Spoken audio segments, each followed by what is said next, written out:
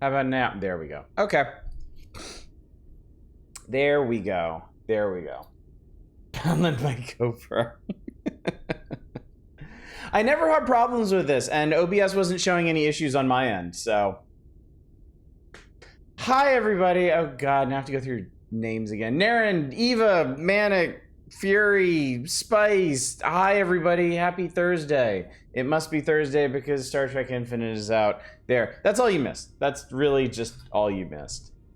Had to pass out. Did Signalis redeem itself? No, I hate Signalis.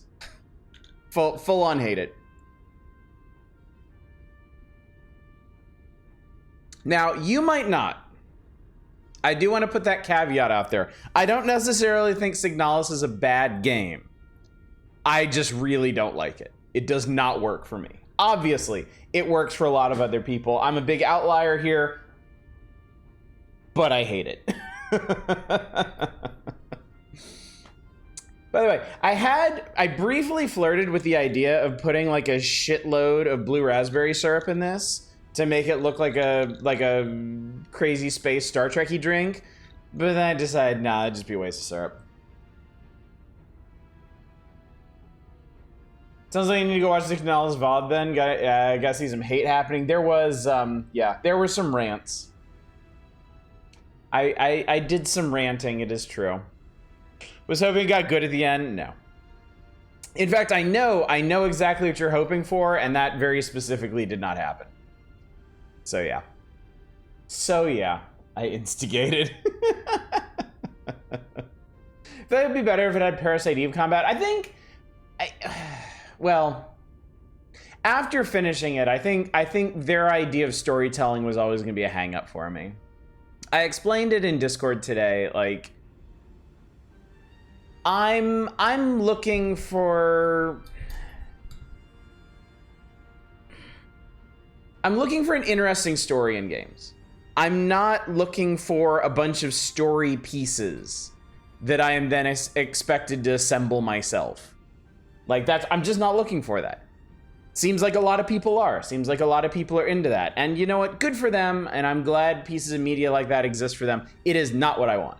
I want the devs to be like, here is the story that we are presenting to you. Here is the message that we want to impart upon you.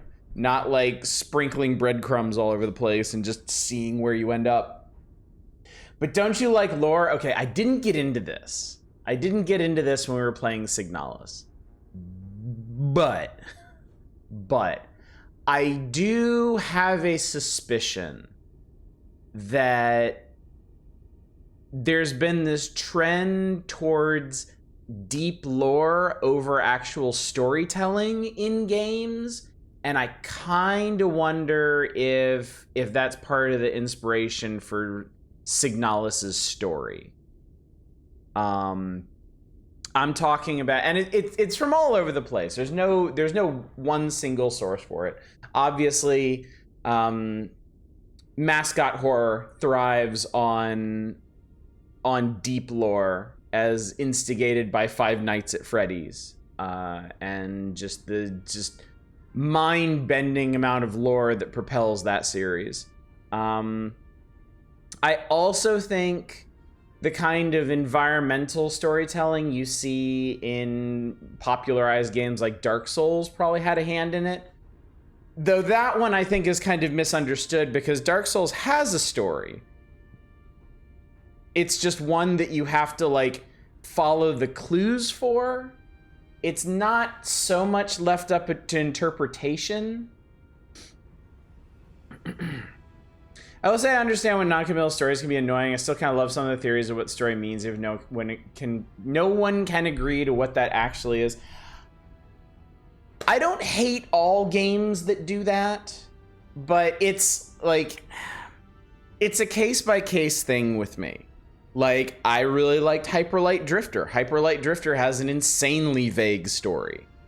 I didn't like Signalis. Signalis had a very vague story. It's the story bits that you get and how they connect, and the tone and the themes and where the focus is. It's a very, very specific thing. I shouldn't make blanket statements like I hate games where the plot is super vague and you have to interpret everything, because there are games where that's the case and I actually like it.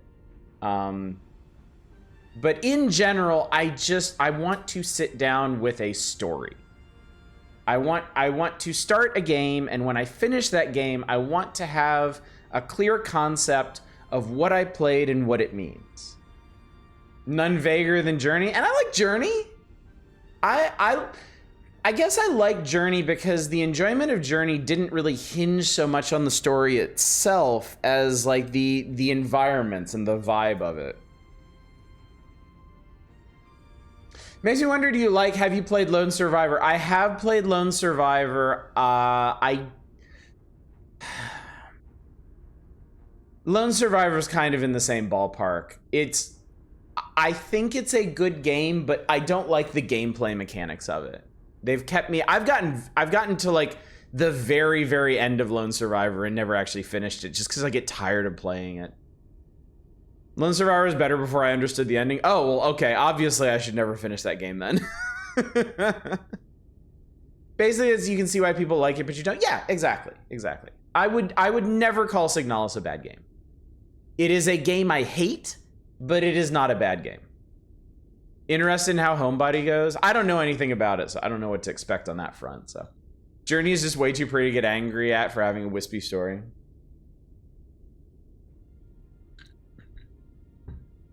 I'm sorry, the most important thing in the world to me when I'm playing a game is essentially the mechanics, like how it feels to actually interact with the game and do things. And like that's why That's why I really don't like oh crap, we talked about last night. Slug Cat game.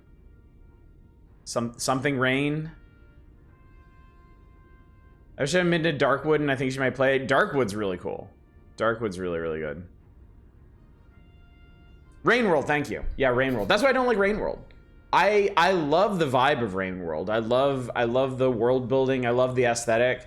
But God, it is such an infuriating pain in the ass to play. Very much depends on how it hits and things like whether they expect you to hunt down all the extra story bits in order to understand it. Yeah. And I have a personal distaste now for things like true endings. Like if you're gonna have multiple endings, each of those endings needs to be satisfying. Like you're not allowed to put your complete canon ending behind like 100% completion or finding a bunch of secret bullshit or whatever. Like that annoys me. If you're gonna give me an ending, it better be good. I don't care if it's the right one. You stream Journey. I feel like those games work best as solitary experience. So curious. I did stream Journey and I enjoyed it. I did enjoy it. I see what you're saying though, and there are definitely games that I prefer to play solo over streaming them. The one that always comes to mind for me is Return of the Obra Dinn. I am so glad I did not stream Return of the Obra Dinn. That was a magical experience to kind of have myself to like puzzle things out at my own pace, not have to worry about people like yelling out thoughts or spoiling things in chat. That I'm very, very thankful that I played that one on my own. Thinking of playing Sky, but I'm torn if you want to stream it or not. Yeah, that's a good question. That is a good question. I can see the appeal of it. Honestly, games like Journey, I enjoy streaming because it's mainly a vibe for me, and that's a vibe that I like to share. So yeah, I would definitely, for me personally, I would strongly consider streaming that. Hyperlight Drifter is especially bad in that regard since you have to translate ciphers or read someone's guide in order to get that stuff. Yeah, and weirdly, I really like it. Something about the way Hyperlight Drifter just appeals to me in ways that Signalis and some other games with super vague stories don't. I remember you complaining about the modern Boy and His Blob. GOG is now getting 2 retro games. Cool! The NES one is terrible. Boy and His Blob is a weird series for me because the original NES game is dog shit. It is so miserable. But it's built around a really neat concept. And they actually kind of refined it a bit for the Game Boy game. The Game Boy game is not nearly as bad as the NES game. It's significantly more playable. But they're both real tough games to come to grips with. And then the remake comes out and or not the remake, the modern one or whatever. The modern reimagining, I don't know what you fucking call it. And I hated it, even though just as a game, it was a better game than either of the original Boy and His Blobs. But in doing that, they stripped out everything that was unique and interesting about a Boy and His Blob. So like the modern Boy and His Blob game isn't really a Boy and His Blob game. It's just, it's a very baseline puzzle platformer. Like if you didn't know it was based on a property from the late 80s, like you would have no idea it was any different from any other like indie puzzle platform that just blends into the landscape. Ever try the Flashback 2 demo? No, I have not. Can't think of many games where the endings have left me like that was so worth seeing it through the credits. I also don't play for the end. That's fair too. What's up, Freegalit? Mass Effect 3 had such a terrible ending, it kind of ruined the entire series for you retroactively. I know what you mean.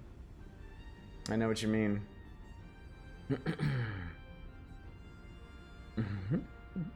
Tunic is very much like that too. Below. Below is an interesting game. We talked about that one recently. Below is an interesting game because I hated that, but I hated it specifically for its mechanics. I actually really liked its story, and its story is insanely vague. Oh, Fez. I initially hated Fez and then eventually came back around on it and ended up really, really liking it. And that one has a vague as all hell story. Shadow of the Colossus ending was probably... Don't talk about Shadow of the Colossus. I haven't beaten Shadow of the Colossus, and I actually would like to at some point. Yes, I know, it's stupid to ask people not to spoil a 20-year-old game. It's my channel. I can do whatever the fuck I want. Also, hi, Dave. Good to see you.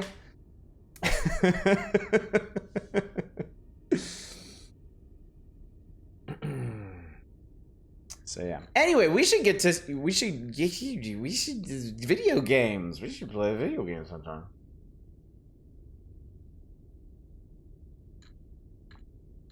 How deep into Shadow are you? I hope you enjoy the rest of it.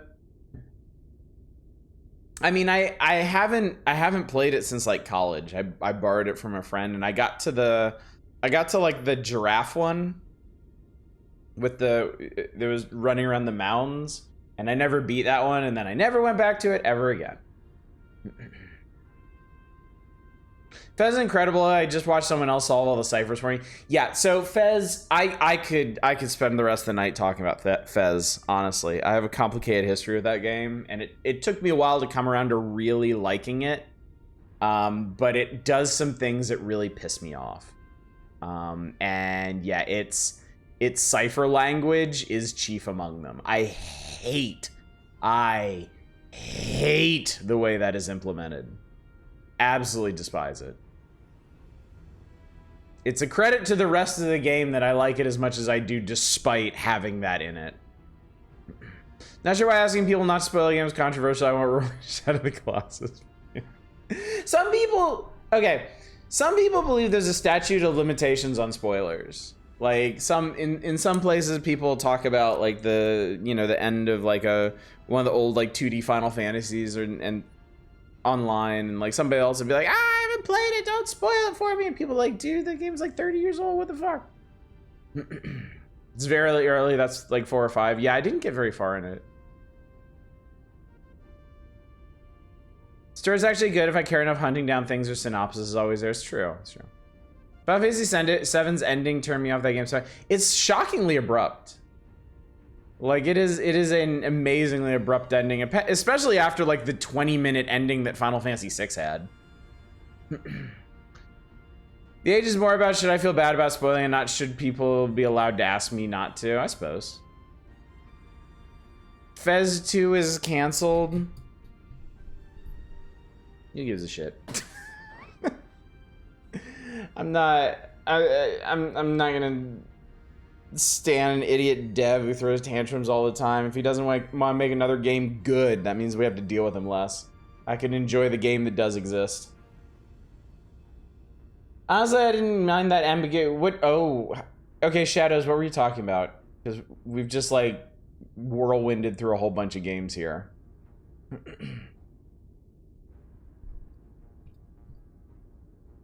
Oh, Final Fantasy VII's ending?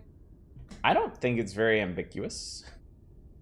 Wait, is that a thing that bothers people? Is that the problem people have with Final Fantasy VII's ending? And not it's like 30 seconds long? Because that's my problem with it. My problem is if I'm going to spend that much time playing a game, I want more than like a cutscene. Final Fantasy VII is my favorite of the series, and even I feel the ending is way too abrupt, even with the after credits singer. Yeah. I still can't get over how abrupt that is. It's such an outlier. It really is such an outlier. Like all the Final Fantasy games have such long ending. It almost like it. If you told me that there was a longer cutscene on the disc and there was just some glitch, there was some error in printing where it just didn't play the rest of the ending cutscenes and stuff, I would believe you. It really feels wrong. At least 8 gave you a proper long ending. Yeah, 8 has a nice long ending that pretty much wraps everything up. I mean, 6 has a really long ending. Like, I love 6's ending. Don't even call it proper. It wasn't. Well, Final Fantasy VIII isn't a very proper game anyway. Start to finish. Thank goodness they gave an epilogue in the greatest movie of all time, Advent Children.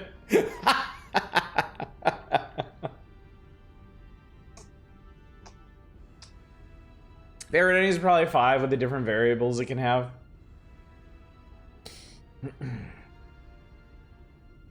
Yeah, Final Fantasy IV had a pretty meaty ending. Final Fantasy 1 has a decent one. It's been a long time since I last saw it, though. I think that's bad. Xenogears switched from sumptuous anime movies to a goddamn chair.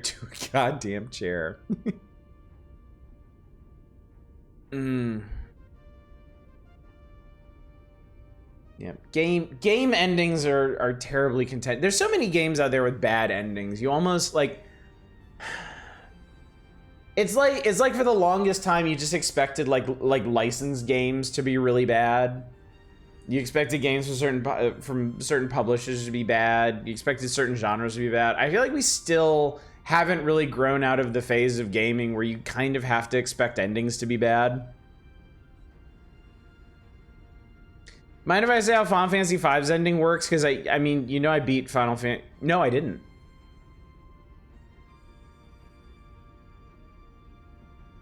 No, I didn't, did I? I got to the end of it and I stopped because the boss was like a level check, and I wasn't gonna sit there on stream and grind. Yeah, please go ahead. I'm gonna kick the writers of Xenogears for trying to make the audience feel bad for goddamn Krellians. Screw that noise.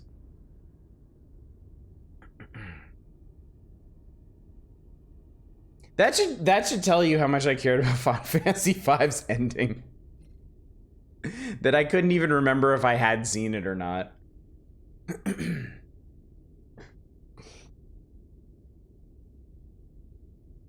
The ending changes depending on which party members survive the final boss fight. Okay.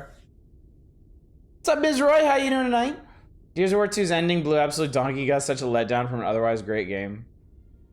Oh god, you're reminding me of Gears of War 1 and the absolute war crime that is its story. Like, they're not, I'm sure they're not, but I wish the writers on Gears of 1 were ashamed of themselves for just how incredibly bad that story is, like, all the way through. It's so bad. Do I remember half the game endings I've seen since they're all just kind of blah? A lot of them just kind of fade into the background, don't they? There's just not a whole lot interesting going on there. Anyway, chat, you want to play some Star Trek? This game, like, did just come out. You curious? I'm curious. Depending on who ends up surviving by the end and how party members talk about what happened, I thought that was a genuinely interesting chess. I mean, maybe it's, you know, maybe it's just the benefit of hindsight and having seen like lots of other games that do shit like that, but I'm hoping you click new game and it crashes.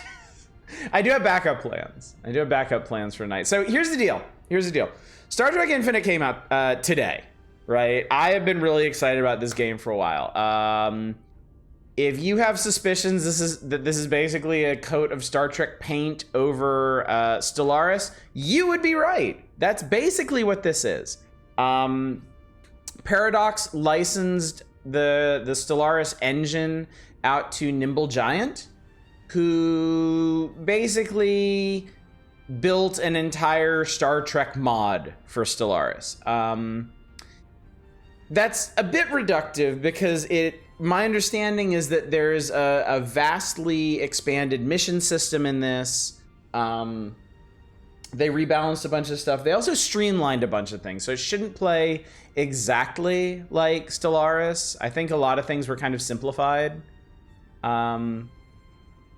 However, I've also heard this game is really, really buggy. Like, really, really buggy. Like, really, really, really buggy. Like, we might have to punch out of this early buggy. So, we'll see how that goes.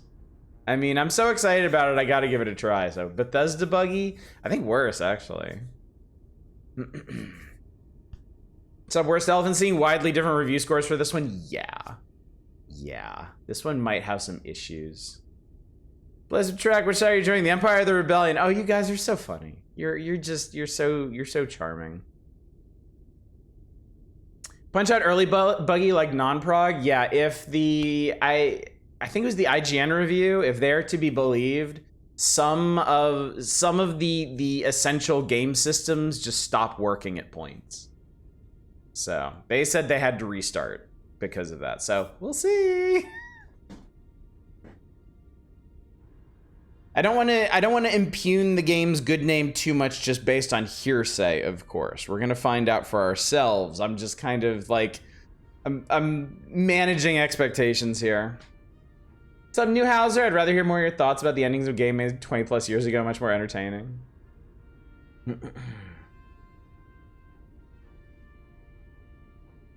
Surprise is already out. Didn't they surprise announce it a few months ago? Yeah, not that long ago, yeah. Baldur's Gate 2 blew your mind and gave you ending text for your party members also changed depending on if you'd done their personal quests. Final Fantasy 6 also had a pretty dynamic ending, if I recall. Oh, yeah.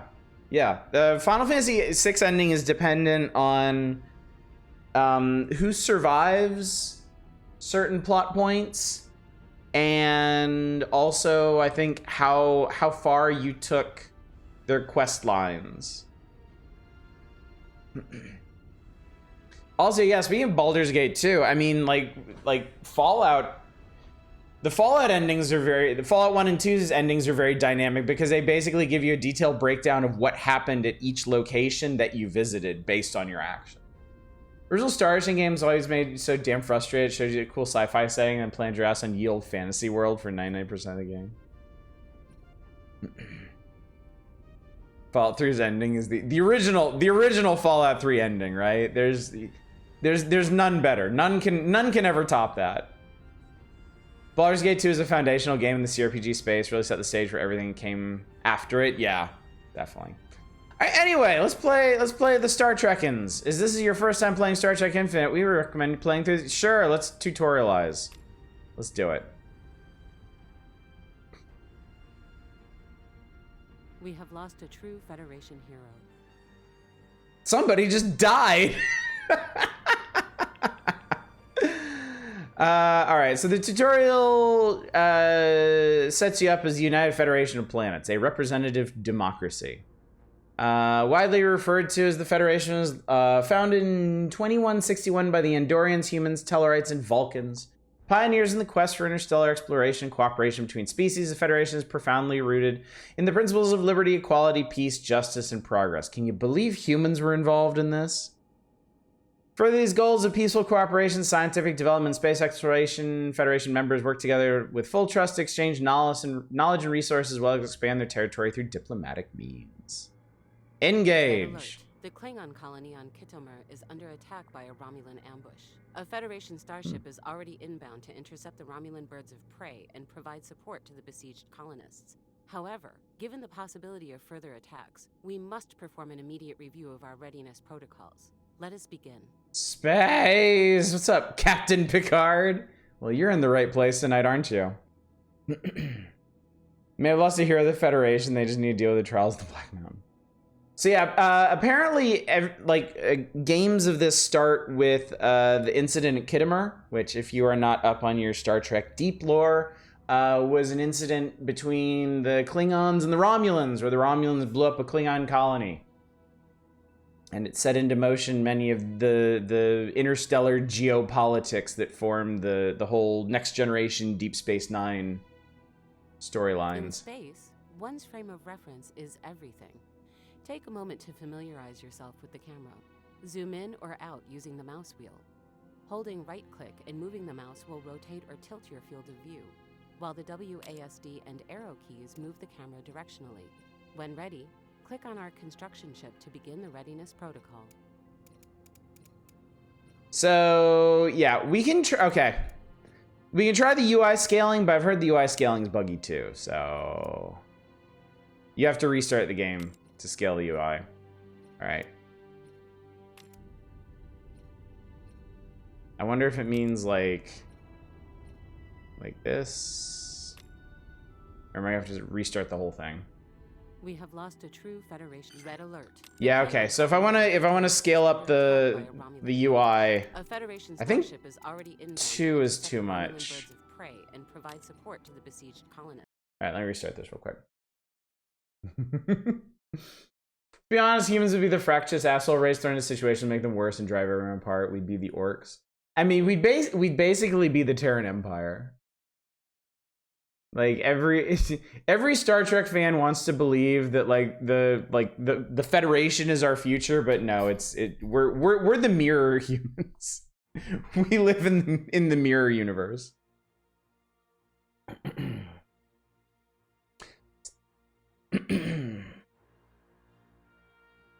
Shadows, what game are you talking about? Sorry, I missed that. Future's Babylon 5, honestly, we would be so lucky. All right, well, this definitely looks more readable. Kind of. Okay. We have lost a true Federation hero. There we go. We've lost a true Federation hero again. Red alert. The All right. Klingon colony on Kitomer. We got it. One's frame of reference is everything. All right, zoom in using the... Oh my god, it's Earth! Holy Jesus, it's Earth. Using the mouse wheel. Yep, there's Australia. The mouse will rotate or tilt your field of view. While the WASD nighttime right now. Move the camera directionally. Okay. When ready, click on our construction ship to begin the readiness protocol.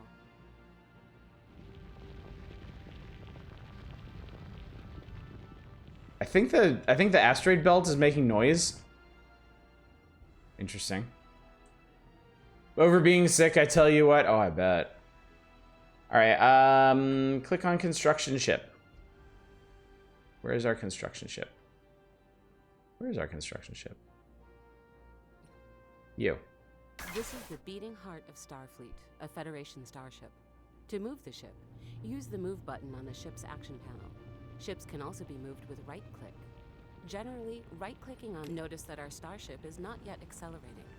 Now, time is moving forward, and our starship is accelerating toward its destination. There it is. It's cute. You have the ability to pause, unpause, or change the relative speed of time. Time is a mysterious thing. Even the most experienced Starfleet captains do not fully understand its complexity. I was talking about Final Fantasy X2. Oh yeah, that has an incredibly stupid secret ending that I just choose to ignore. I think the regular ending is far more interesting. Because the possibility of prolonged conflict with the Romulans has been thrust upon us, we must optimize our logistics. Resources are required to construct new space stations and ships, settle new worlds, and keep all other aspects of the Federation running. Remember not to let our resources fall below the minimum threshold. Okay. Well, what are our resources anyway? Information is power, and the key to peacefully resolving interstellar conflicts. For this, we must rely on tooltips. To learn more about something in the HUD, hover over it and view its tooltip. I did it. For an example, view the tooltip of the highlighted icon to the left. Well, let's see what we got here. We got energy credits. That's the same. We have... Stop it. Deuterium. Collective term for the basic resources we need for ship upkeep. Okay. Produced by stations and jobs consumed by ships. Okay. Minerals, collective term for the basic resources we need to construct things. All right, that should be probably the same. Food. Alloys. Advanced resources often used as material reinforcement of the military application. Okay. So it seems like there's an additional core resource, and that's deuterium. What's up, Dread? What's up, Lodra High? Have we seriously had a conversation about the endings of various games and Osh didn't bash the good ending of Bioshock? I mean, do you really need me to sit here and rant about every bad ending in video games? Do we really need to go over that again and again? Everybody knows the good ending of Bioshock is terrible. Like, bad ending forever. Like, murder all the orphans is the only way to get any kind of narrative denouement. Of course, isn't that why we're here? I suppose so.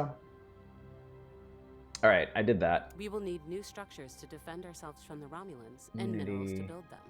First, select our construction ship and choose Build Mining Station from the action panel. Then, find the highlighted object where a mining station can be built and select it to begin construction. If a highlighted object is not visible, try moving the camera. Dilithium is also a resource. Tetrions, gravitons, nanites. You're getting in trouble with those nanites, I'm just telling you right now. Bioshock Infinite's ending was the one that annoyed me. Actually, Infinite's entire plot was in the... Bioshock Infinite has a terrible, terrible, terrible plot. Like, impressively bad. Our mining station will soon be under construction. Do you want Borg? Because this is how we get Borg. Many nearby Hey, astronomical hey, bodies. remember Due to the that? high metal Remember that density part in Bioshock Infinite where keep in there's mind that if ghosts? we don't acquire these Like, resources, just other because? nations Infinite was such a disappointment. I still haven't got back to the. Don't. Oh my god, no, don't. Do not. Do not. Like, however, whatever issues you might have had with Bioshock Infinite, it is infinitely better than its DLC. Its DLC will. is a Our construction ship is catastrophe. en route to its destination. It You is will the be notified when worst. our mining station is complete. So this is, we're building us a United Federation of Planets mining station. We're gonna exploit the resources of Venus. They kind of are 4 lights. Are the ghosts in the secret Screamer Asylum? No, they're just out there. You just go to this one part of the city and you're like, yeah, we can't get to the place we need to go because, like, somebody's dead wife is haunting it. And you're just, I even think the characters in the game were like, fucking, what? And they're like, yeah, just run with it. And then they just make more Minerva's Den. That was good. Was that the DLC for Bioshock 2? Because it really seems like Infinite wants to forget that Bioshock 2 ever existed. They just want to kind of ignore it. The DLC is I spit on your grave for the character of Elizabeth. The DLC is I spit on Elizabeth. Like, it's basically character assassination. Nobody's using Venus's resources anyway, at least no one worth caring about. But what if we find like microorganisms there? And its minerals are being added to All our right. monthly resources. Not every station will yield the same output, as natural resources are not uniformly distributed throughout our galaxy. No As kidding. the Federation prepares to face the Romulan threat, proper management of our planets will be critical to ensure neither our prosperity nor the rights of our member species are harmed. Select the highlighted planet and open its planet summary screen. Remember, buildings are where communities gather and Okay. work together to create things greater than the sum So of they its still do parts. districts. A free slot must be available before a building can be constructed. Once the building is Okay. finished, it will have an upkeep cost. The effects for all buildings can be checked in their tooltips. Select a free slot and choose any building that suits the needs of the population, such as a replicator. I think this is new, the Culture District. I don't remember these being in Stellaris. Maybe on like Ring Worlds and stuff. Habitats or whatever. Bioshock Infinite's DLC pissed me off to the point that made me like the other Bioshocks less by pure association. Scared of anything that could survive Venus's atmosphere. 2 had by far your favorite gameplay in Bioshock. I think that's what most people say. Like 2, the advantage of 2 was its gameplay.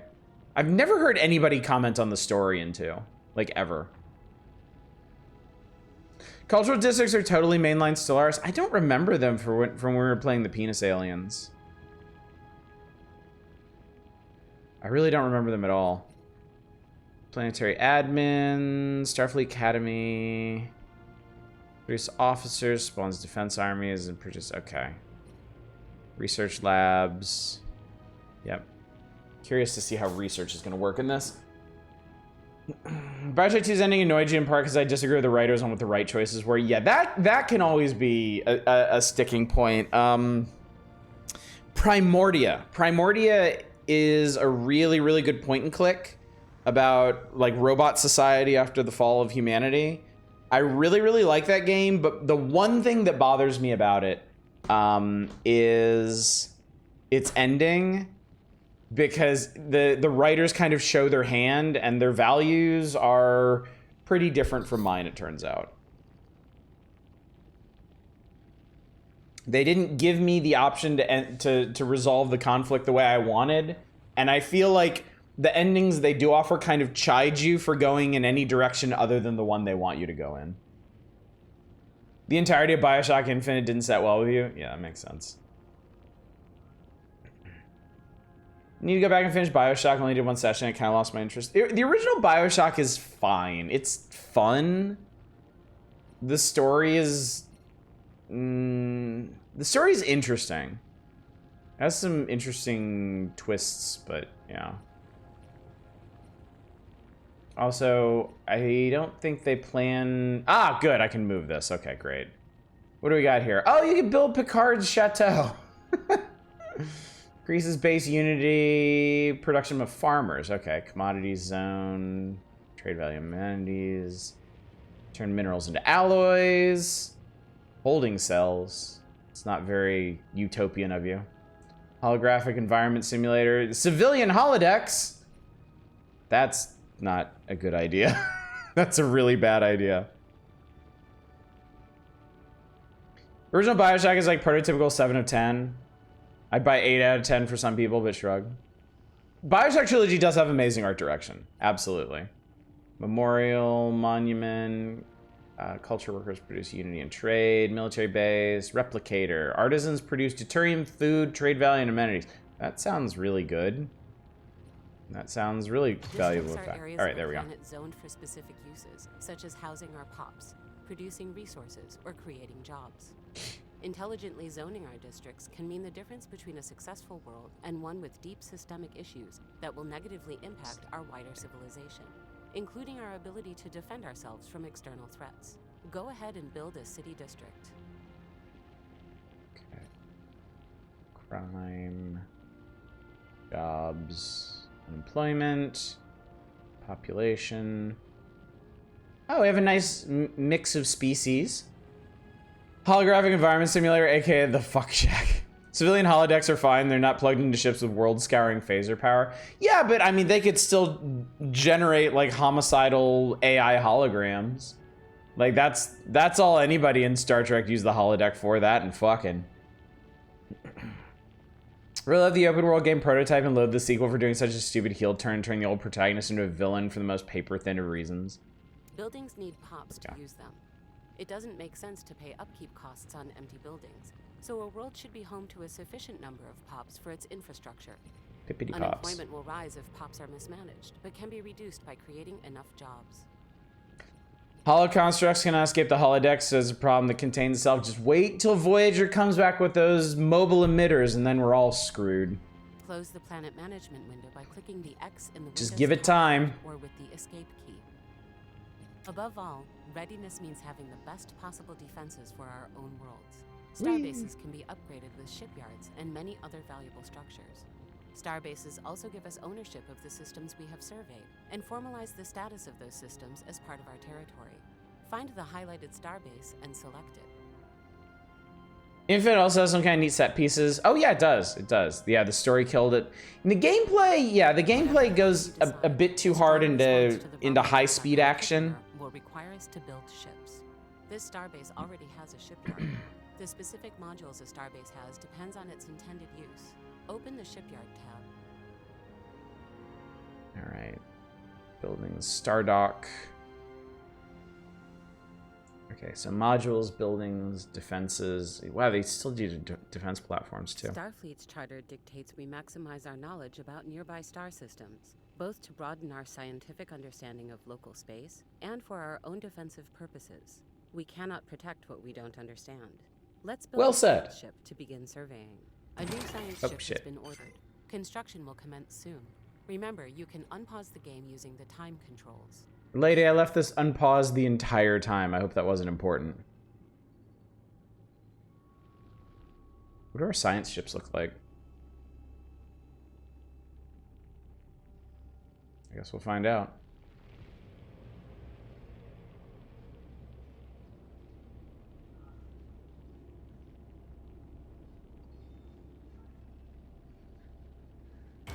Are you done yet? 3, 2, 1. We need to assign a scientist to the bridge of our ship.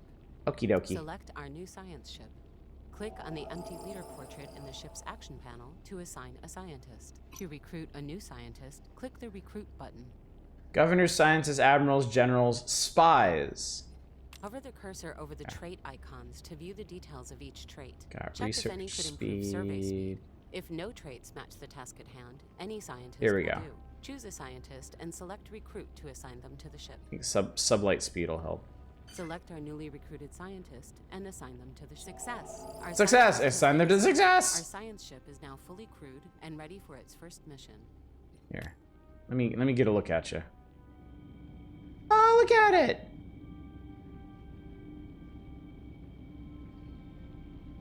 Curie design. Aren't these like Trek nerds in the audience? Isn't this like an Oberth class or something? Now it's time to fire up our warp drive and go where. Two would like to be assigned to success. Click on Galaxy View to zoom out and see the. Oh boy. Galaxy. This is our galaxy. Our Wow. And the home of most other intelligent species we have contacted. Oh boy. Those hostile to us. The intricacies of anything on the galactic scale can be daunting, to say the least. Yeah, To no make it kidding. more Jesus easily Christ. navigable, let's examine the quick Okay. access panel to the left. What do you want?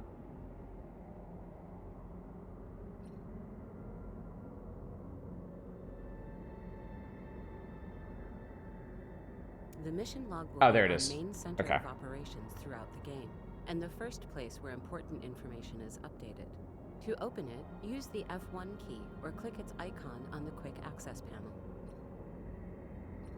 The mission log stores all our present tasks, including active special projects and unresearched anomalies. It functions a The bit in the middle, the neutral zone, for yeah. our entire civilization. Yeah. Make sure to check it frequently. UFP and don't Romulan forget to neutral complete zone. Missions marked tutorial for further training once this protocol is finished. Gotcha. Close the mission log. Okay. Finally, the outliner is the tool we use for quickly Here we go. managing our colonies, fleets, and the various Starfleet agents we have sent across the galaxy on special assignments, such as governors and spies. Success. A new tradition The to teach Federation's us more security about readiness ourselves has been upgraded. Although the Romulan attack on Khitomer indicates troubling times ahead, we are prepared to meet their active aggression and any other that could harm us or our allies with a united front. The only certainty in the universe is uncertainty. As new challenges arise, it is the Federation's duty to protect the rights and dignity of all. In multiplayer to games like this in Stellaris, pause every so often for people manage stuff, or is it all real time the whole way? That's a good question. I don't know. My experience with other games similar to this in multiplayer is either it's actually the only other game I played like this in multiplayer. The speed of the game was set to the lowest speed of any of the players. I think you could pause it.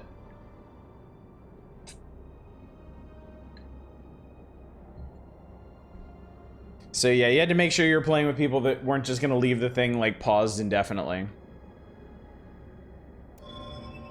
Alright, Khitomer has fallen. You'll proceed playing the game as Federation, continue to explore and check the mission log frequently if you'd rather play as a... No, that's fine.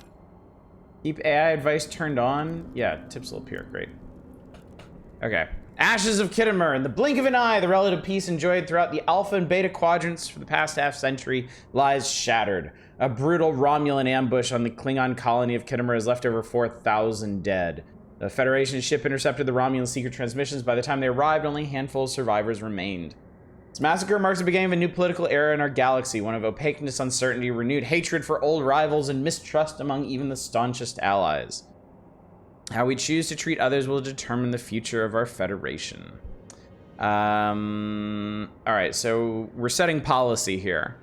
Be proactive in greeting other civilizations, or cautious. We're gonna be proactive. We're gonna be the good Federation, the ideal Federation. Alright, what the hell do we have? Alright, we've got the Sol system. We've seen this already. This is our construction ship, which is used for building orbital stations. Yeah. I'm probably gonna have to turn all that crap off. This is our galaxy. Yeah, Most vessels okay. cannot travel unlimited distances, with the exception of science ships. A starship's warp range determines the maximum. Oh, this is actually important, though. direction. A ship's warp range is determined by its proximity to the nearest starbase. Building starbases will increase our overall warp bubble, allowing our fleets to venture farther into the unknown. Diplomatic constraints, such as other civilizations closing their borders to us, will decrease a starship's warp range. Pay close attention to who allows us to travel freely through their territory. While this map is open, clicking on another civilization's territory can provide some basic information about them. Changing the map mode can reveal different information, such as others' opinions about okay. AI attitude and more. So this is the warp range for this ship. That's as far as it can go. Interesting. Okay. Can I? Yeah, perfect. Here we go. Give me. Go ahead and start with that. All right, science ship. This is our science ship. While all It's a science Starfleet ship. vessels are technically science ships, these vessels are specifically designed to survey star systems for resources, research anomalies, and complete special projects. Cool. All right. So we need stuff that isn't fully. Okay, so everything within Federation borders, I guess, has been fully surveyed.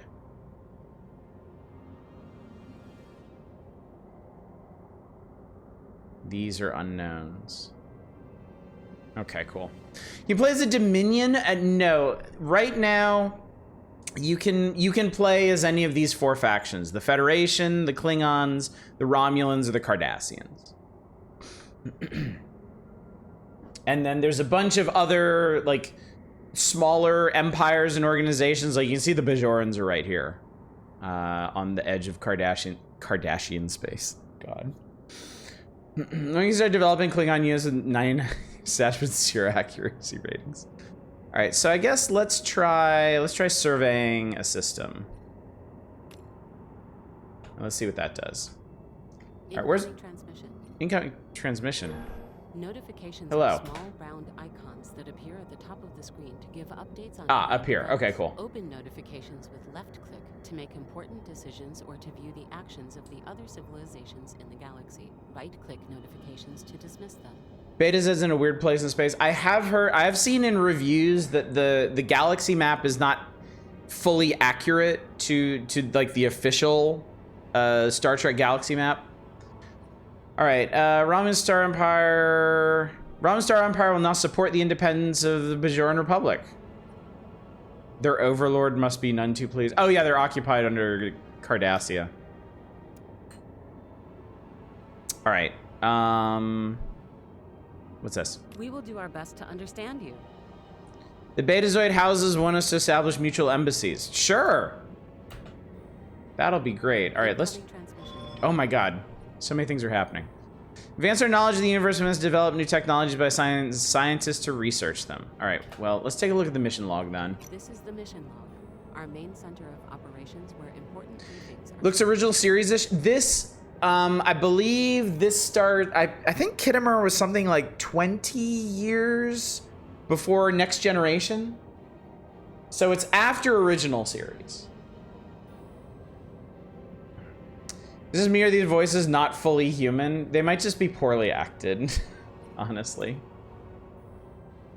All right, open technologies, select research and author research and assign scientists. Okay, where's my research?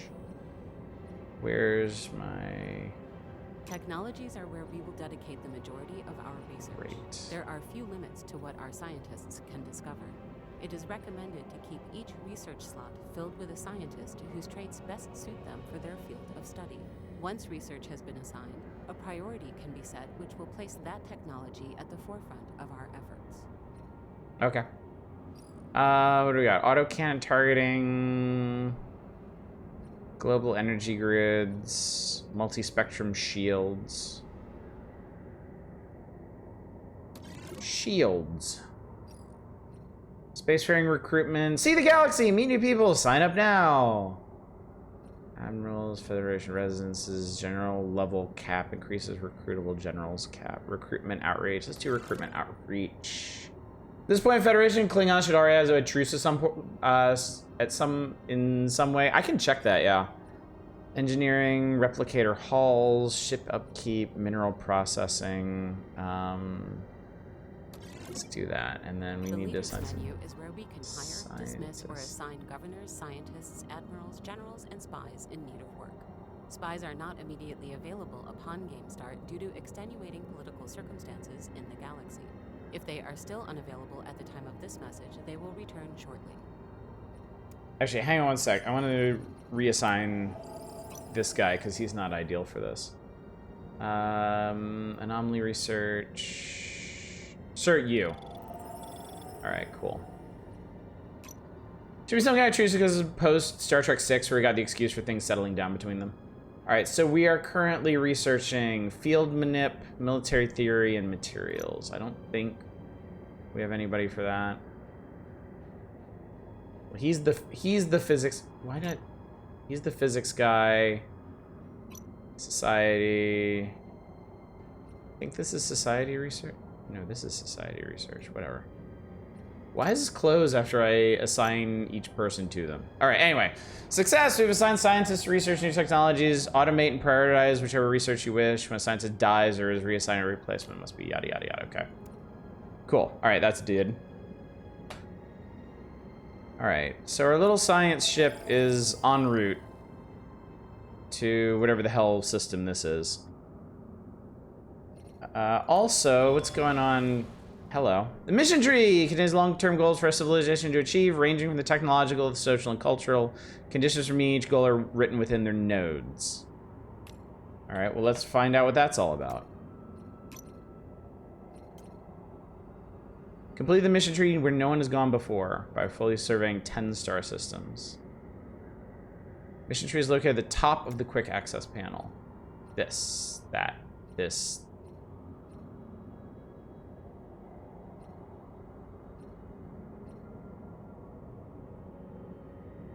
Wait.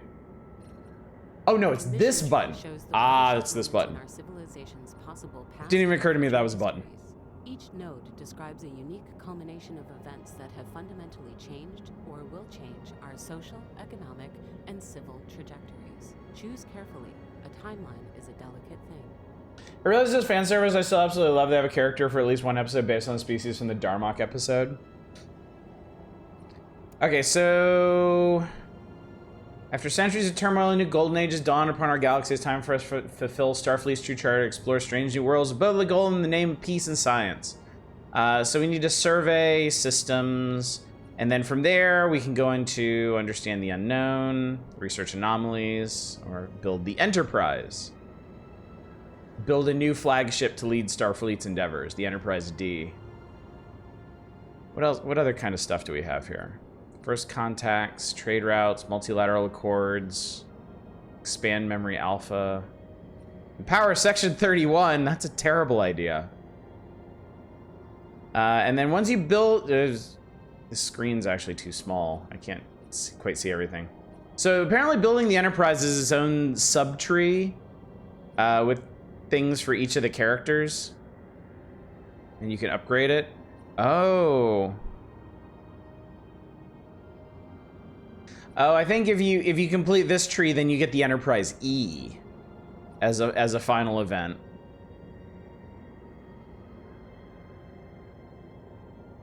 Oh, okay, check this out. So there's a couple ways, so this is interesting. It seems like after multilateral accords, collaborating with other civilizations on matters such as trade, research, and diplomacy is a cornerstone of our interstellar union. It seems like there's a split here in where you can go. You can either grow the Federation, add additional minor powers to it, and then liberate the oppressed. Bajor, and you can bring in Bajor if you do this. Or if you go the Section 31 route, reform your charters, take over the neutral zone, and then conquer another one of the major powers. That's pretty interesting. And over here is, what's this? Establish a Federation presence aboard Deep Space Nine. This has to do with the Borg. Interesting. Okay, well that's cool. Anyway, we're gonna start nice and modest by surveying stuff. So let's get another. Starbases are the most basic non-planetary units of our civilization. I think I know all this. Each starbase we build brings a new system into the Federation. Yada yada yada. Okay, great. Give me another science ship. So right now the only thing I can build are Miranda class. In terms of combat stuff. I have a fleet. Yeah. Federation's forces under the umbrella of Starfleet Command. All Starfleet ships double as research or combat vessels as needed, and can be ready for action at a moment's notice. I mean, you say that, but I don't think any of these ships can research shit. Alright, so that's that. The moment I unpause, something else happens. This is apparently just a couple years after the Enterprise C was destroyed. Ship poses casually an interesting video on VHS generational loss. Bill Wirt's History of Japan video. Every time the word "in" is said, the video is copied to another VHS. Oh, God. That's interesting.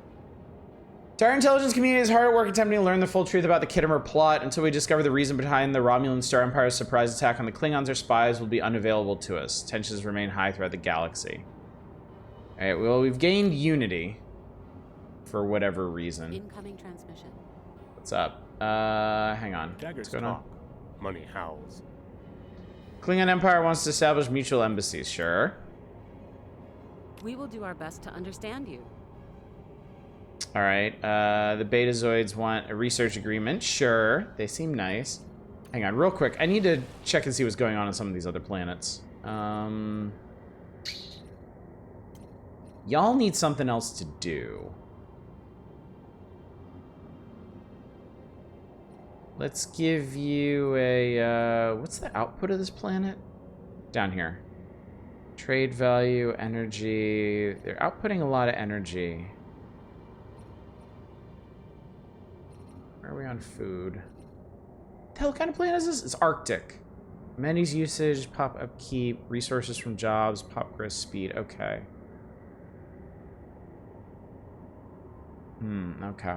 It's probably gonna be an energy planet then. Research lab's gonna cost me. Construction in progress. Go ahead and do that there. Vulcan is an arid world. Strangely enough, they do agriculture here. So, I guess do some more of that.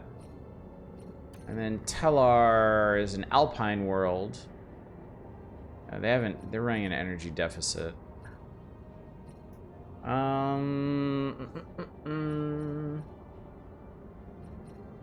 an industrial district. I don't think we need that right now.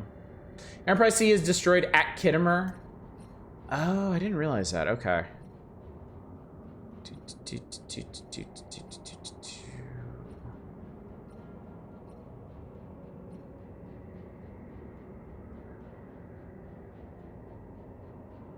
Hang on, what? The planet summary screen shows us important details about a world and its people. I am well aware. Thank you. Goodbye.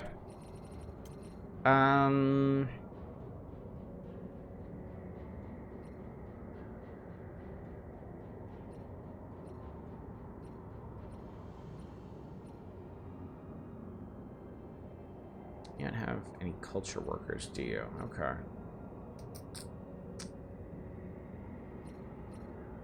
As for now, I'll build another research laboratory here and see how that goes. Okay, everybody's doing stuff now. This is good. Alright, so we made it to the Cthulhu system. Here we go.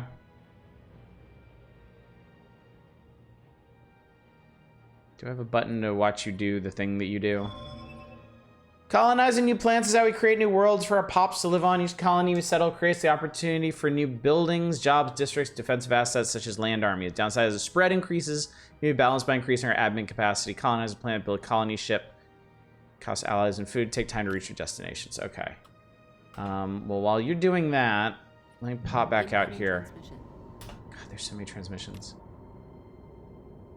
So the Klingons are also in support of Bajoran independence. We will do our best to understand and Betazoids want commercial pact.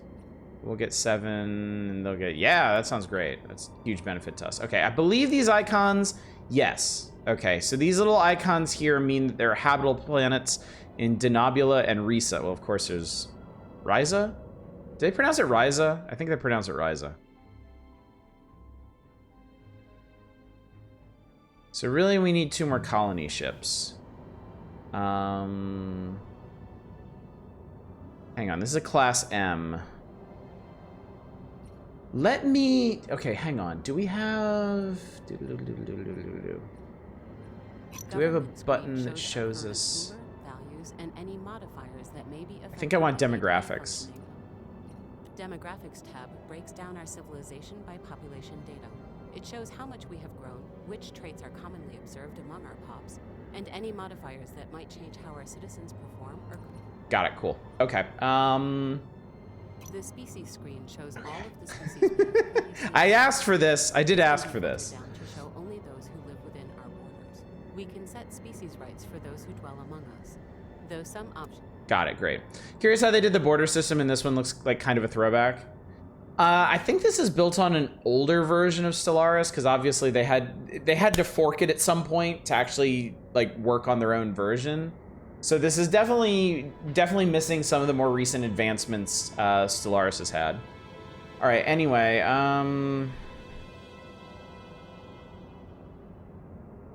what I need to know is... What I need to know is...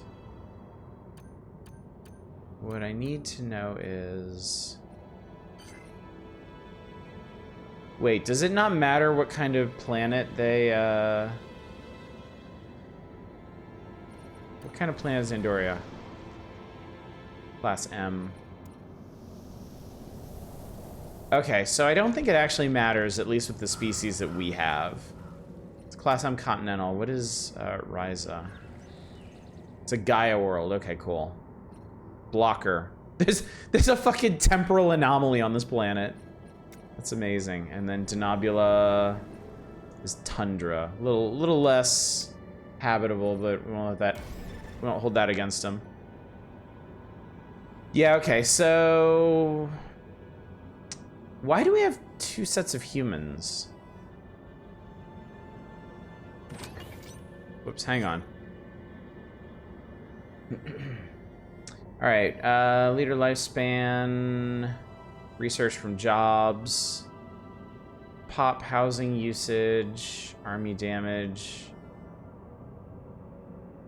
leader level cap, research from jobs, housing usage, housing amenities, pop growth from immigration resettlement costs. I think we should probably just do human. All right, and that's... Oh, that's all we can afford because that's... Okay, yeah, that requires a stupid amount of food, like way more than in the original game. If you hover over the habitability thing, it should tell you. Not that.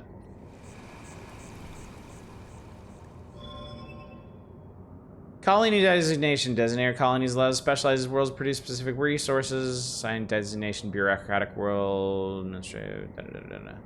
Designated colony will have a drawback that depends on the designation. Really? Can't designate capitals. Okay, well, let's see here. Andoria. What can we designate you as? Energy world.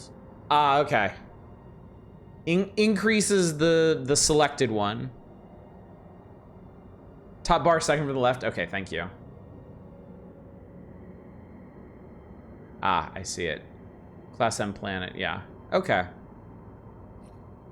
Mining. So it's basically a 25% bonus to that kind of job, and then minus 10 to like the two others. Tech world, forge world, bureaucratic world.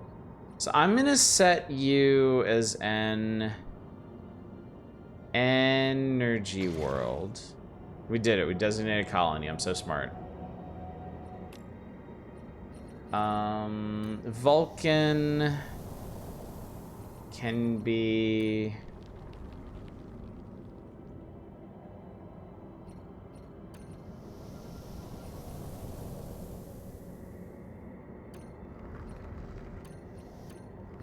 I think we'll make this one an agriculture world, agrarian world. And then Vulcan... I don't know. Haven't decided what we'll do here. We'll figure that one out later. What's this? Oh, we have traditions available. The tradition screen is where we can Man. our civilization's tradition trees. A tradition tree. They have a mission log, adopting mission individual tree, concepts and of traditions.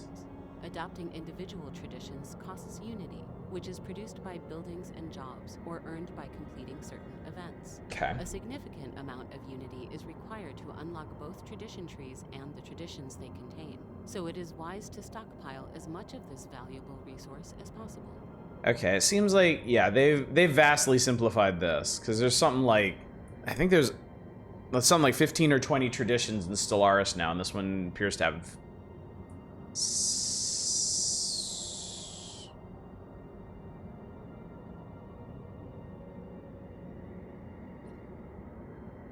Wait, what am I looking at here? Because it seems like there's progress over here. Is this one maybe? Oh, maybe this one's specific to the Federation. And then there's defense, conquest, development, research, commerce, welfare, and then something in the middle. I don't know what that is. And what was progress? Pioneers, pop growth speed, builder cost speed, capital buildings on non-homeworld colonies provide administrative. That's really nice. Additional resources from jobs for democracy. Starfleet, sublight speeds, evasion, governors provide unity. Okay. So we adopt this. We get a shitload. Wow, you get a shitload of unity just for adopting it. And research. Holy fuck. Finished capital buildings produce officers, stability. What about these other ones? Bombardment, ship upkeep, influence, anomaly research, planet size increase, sublight speed, reduce cost of claims. Okay. I think we'll go with progress for now. Tradition accepted. And yeah, that just yeeted us a whole bunch more unity from the get-go. Okay, cool. So that's done. Federation News Bulletin. Automation is a simplified, streamlined way of managing colonies. Colonies must have a designation, be automated. It's best for set and forget style colony management. What exactly do you want me to do for this? They want me to automate a colony. I'll just toggle Andoria or something. Yeah. In Stellaris, the AI wasn't very smart about automating, so I was a little gun-shy about that. Our policies reflect our civilization's current ideology. Each policy stands for a different socio-political outlook on matters of diplomacy, war, culture, education, first contact, economy, and trade, as well as how we interact with other civilizations. Go ahead and change a policy. Where's my policies?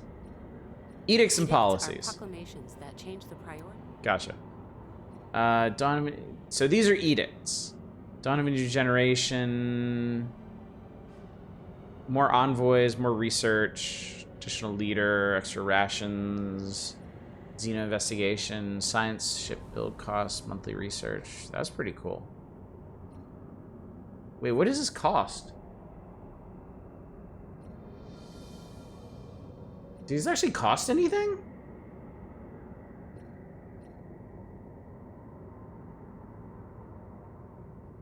Survey speed. Survey speed.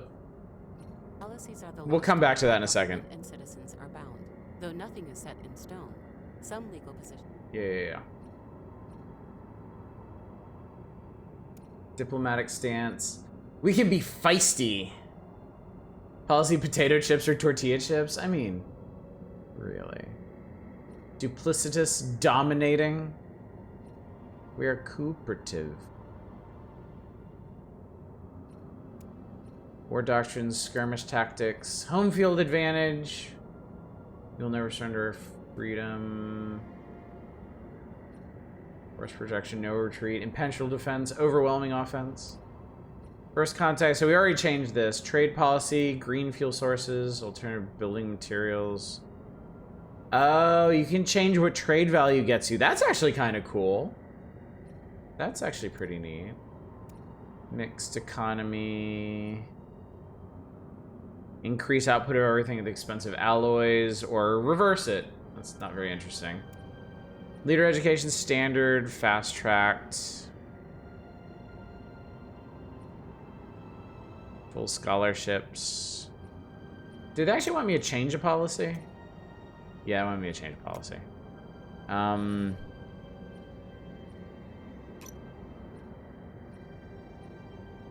Let's do that. We did it, we changed policy. Also, Seriously, this is just...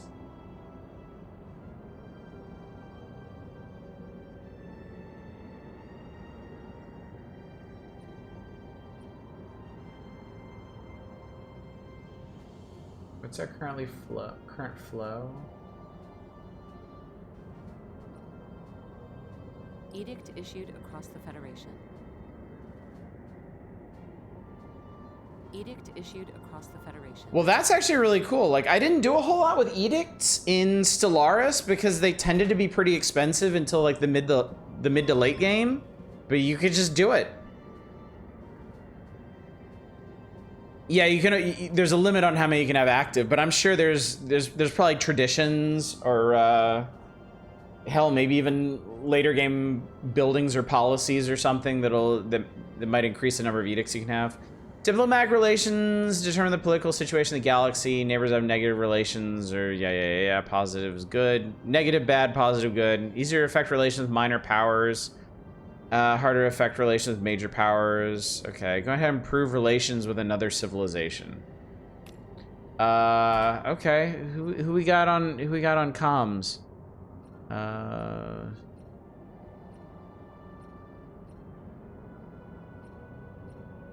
Contacts, here we go. Contact screen is where we can view all of the other civilizations we have established communications with in the Alpha and Beta quadrants, as well as their opinion.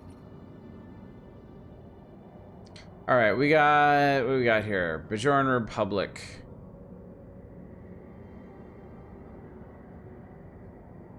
Betazoids are pathetic.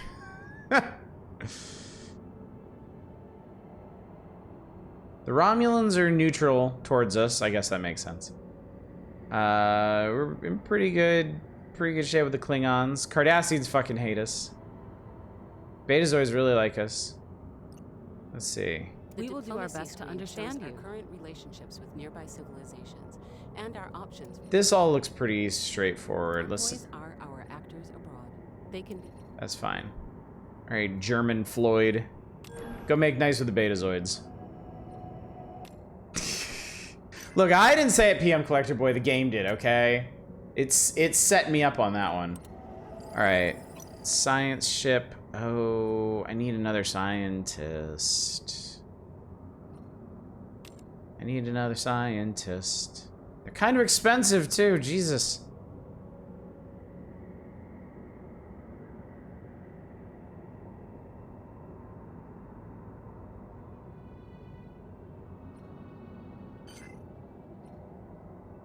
This guy, great. All right, let's go survey around Bajor, I guess. I'm sure nobody will mind. Neutral-ish. Construction finished on schedule. All right. That took forever, but at least it happened eventually. There's a mining station. All right, Space Dock 1 is now working on a new colony. Can I... Okay, here's the thought. Can I build another... Can I build another starbase to build more ships? Where's your... It's a mining station. Here we go. Starbase. Upgrade. Costs a bunch of that. It's actually pretty cheap. Federation News Bulletin. I'm busy! Governors are specialized officials whose role is to visit and develop our colonies and helm governorships. We need to recruit one. I'm not sure I have enough money for that.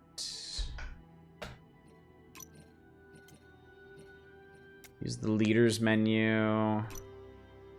Get us a governor. Yeah, okay, we'll do that later. I need the cheap one. What's this? We will do our best to understand you. Yeah, I'm sure you're really good at that, actually.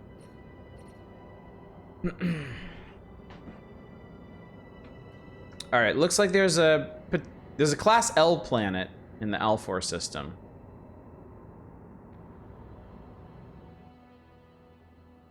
Also, now that I'm looking at it and the way they talk about it, I think this game only takes place in the Alpha and Beta quadrants. Because the dividing line between Alpha and Beta, I think, is right down the middle here. I really wonder, since also you can only play as these 4 major powers here. I'm really curious what their plans are for expanding this game. Like if they are going to expand, like if they're going to add more playable factions, if they're going to add more events, if they're going to add like different parts of the timeline, like if they're going to go back and add stuff from like original series and Strange New Worlds in that period, or if they're gonna add in like the Delta and Gamma quadrants eventually. It'd be kind of weird to have a big 4X game like this and never include the Dominion. All right, Pioneers. Okay, yeah, we're definitely doing Pioneers. Tradition accepted.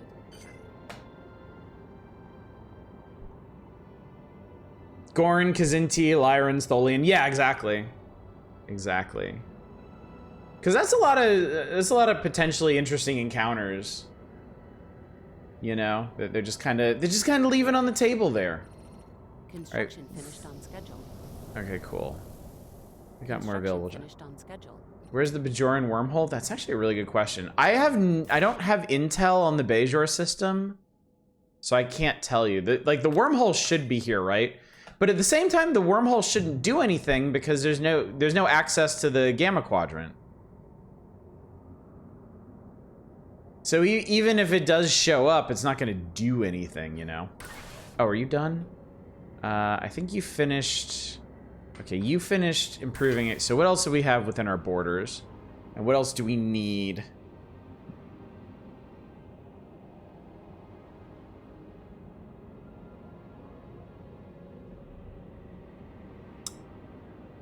Let's go ahead and hit this one. Wormhole hasn't reopened yet on the official timeline anyway. Not discovered yet? Okay.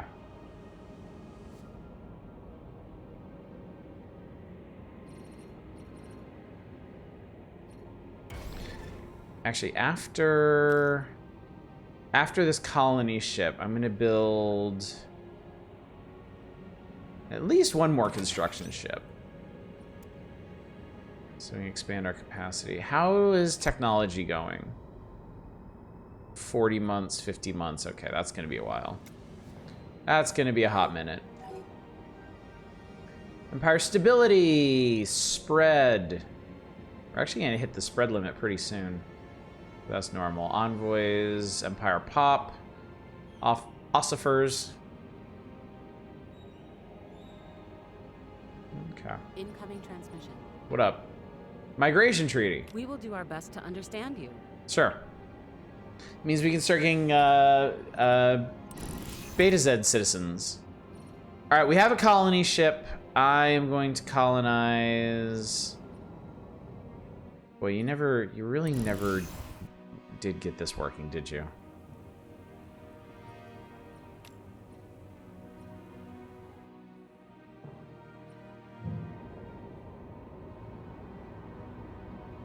Oh, what does the colony ship actually look like? Now that I'm thinking about it. Build the wormhole 1 parsec longer and make the Bajorans pay for it.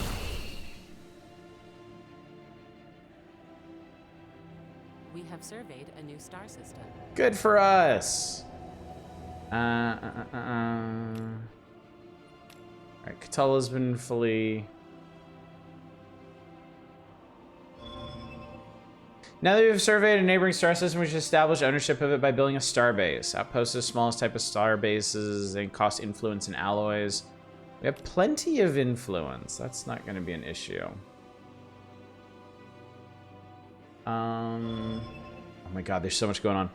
Habitable is measured by which we determine a planet can be colonized. Different classes describe their size. M is ideal for humanoid life.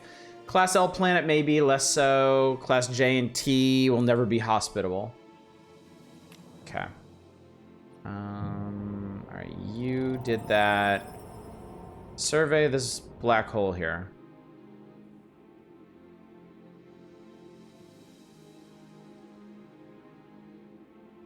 I feel like they kind of forgot to fill in the backgrounds. Like, Stellaris has some really pretty evocative backgrounds.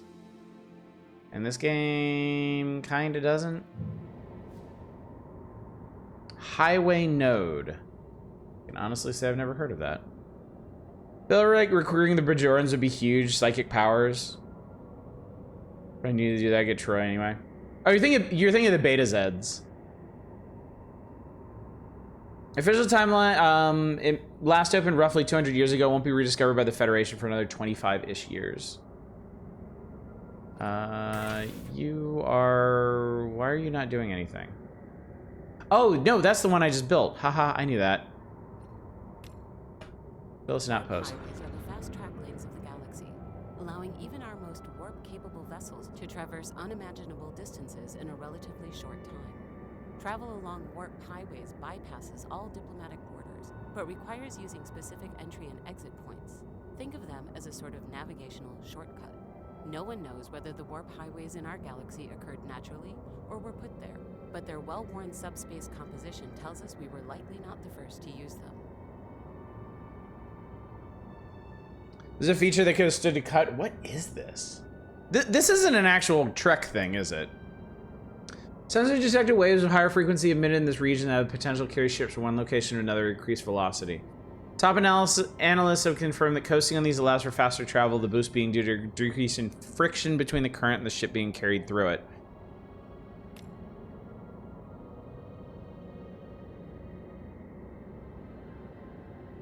Okay, cool. We got free research from that. Oh, these are like, okay.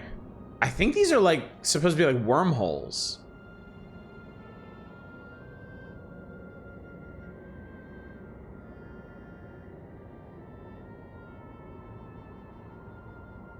Discovery logged.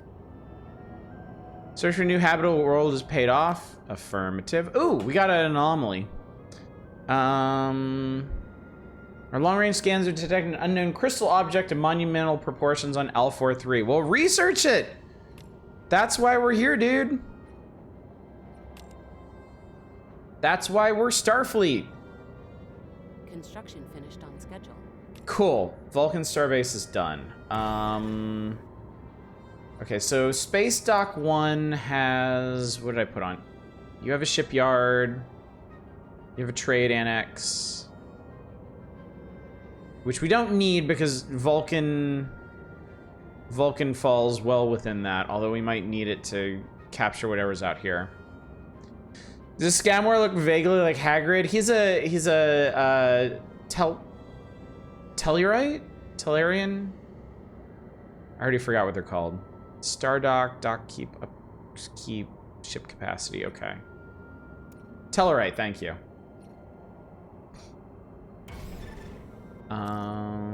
Alright. Some rather limited options here, so let's go with ship. I mean, we'll go with the standard package, I think. What the hell is all this? Resource silos, aim assistance, weapons range, sensor interference generator, warp collection transporters. Oh, increases trade range significantly.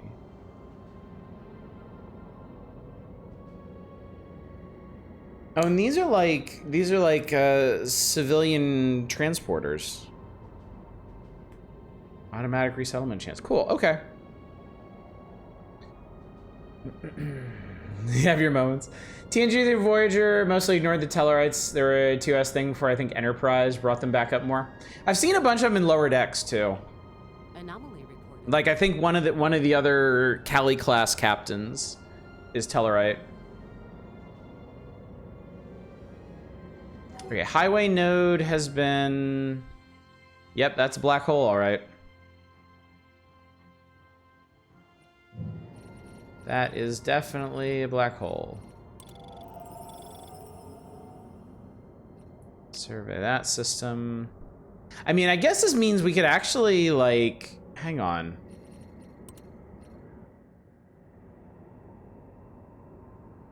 I guess you're saying we could...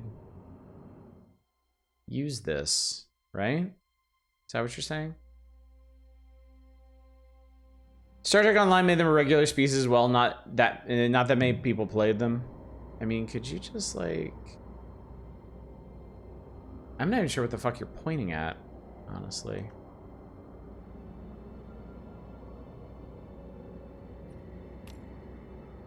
I mean, yeah, I can do that. I can do that. I think that's where that... No, that's not where that highway is going. Oh, that's where the... Okay, that's where the highway goes. Well, shit, let's see how that goes for us.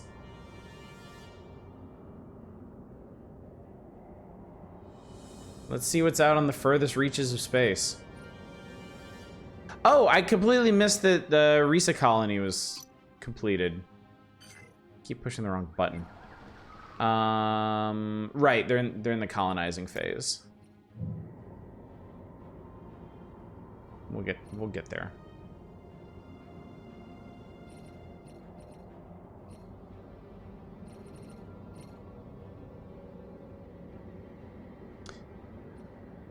I mean, that does seem fairly quick.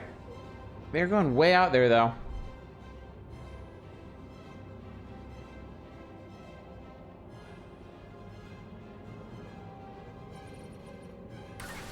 I feel like construction takes a lot longer. Construction finished on schedule. I mean, they say it's on schedule, but whatever. I would like... What would I like? I'd like a lot of things, chat.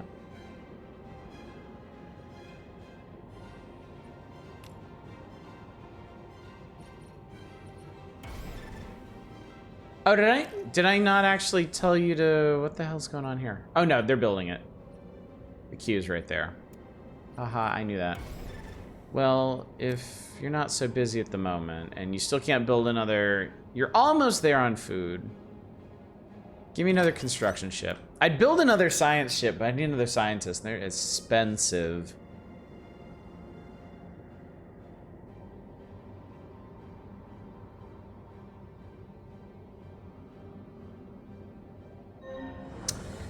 Peace out! Initial inspection of the crystal object found to be consistent with that of a pre-warp era weapon of mass destruction. However, further analysis is required in order to understand just how dangerous this piece of technology is, and whether it is still functioning. One thing is clear: whoever built this weapon is long gone. Bioscans have come back negative for life forms. It looks like we're alone. This shouldn't be too hard. Issue special project piece of cake. Mission log updated. Beautiful. Abundance of life in our galaxy. We've known we're not alone in the universe since Zephram Cochrane's experimental warp flight led to our first contact with the Vulcans. In the 3 centuries since, we've discovered many new sentient and non-sentient alien species. Yet only since our recent string of enlightening discoveries have we been able to fully realize the breadth of that abundance and conclude that our galaxy is not merely hospitable to life, but a cradle for it. Life is the greatest treasure. It gets us a whole bunch of research. We'll continue to search for new life, gets us some energy credits. Yeah, give me the research. A leader has gained a level. Good job, Skarnor. I knew you had it in you. I knew you could do it. Construction finished on schedule. All right, we built our starbase. Research modeled. Excellent. Hello? New technology has passed testing protocols. Excellent. So we can build starports now. You are... What the hell are you doing? Wait, what the hell's going on? Oh, no, we just... Oh, I think we got... I think we were rewarded with tech for completing that mission. So no, we're good. They're still We will do our best to understand you. We propose entering into protection pack with the betas. Yeah, hell yeah. I love betazoids. They're the best. Be sure to send Luoxana over when you get the chance. Okay, so we build... Ah, Catula is ours. Excellent. All right, so build us some research stations, why don't you? Upgrading outposts of starports allows them to build starbase modules such as shipyards. Upgrade a starbase. I already did that. God damn it. Fine, we'll do that to we'll do that to the Cygni systems. It's fine. We have surveyed a new star system. right, somebody's survey is complete. We have a time project.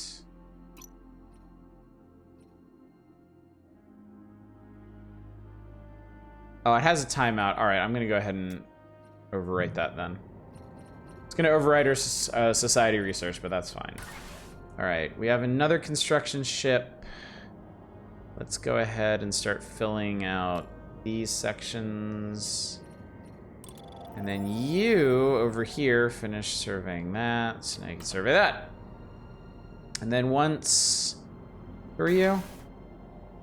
Once the Curie is done, we'll send them up to Alfor and claim it. Because I definitely want to make sure I share a border with Bajor. The original Tellarites look like someone wearing a skin mask of another person's face. I mean, okay, I've actually been watching some original series Trek because it's a really fun thing to just put on in the background.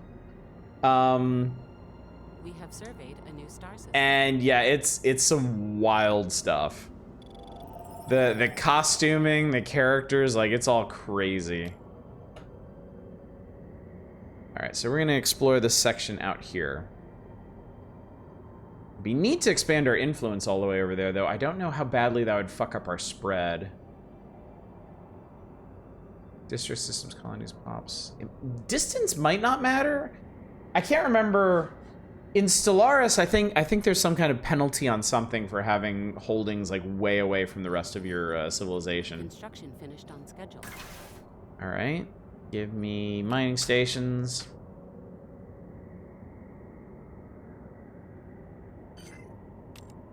Hang on, what's this? Oh my God! Oh Jesus Christ! Oh Lord, have mercy! Chat, do not click on that. You'll be very sad you did. Thanks, Naren. I'm gonna see that when I close my eyes tonight. I should watch that episode. I should watch that episode. Alright, how are we doing? All of our planets are fine. The Vulcans are getting bored. They don't have enough amenities. Do you want a culture district? No, you don't get a culture district. I don't have enough minerals. Be glad I don't have the points to change your wallpaper. Is that the episode, Journey to Babel? Excellent. Glad to know.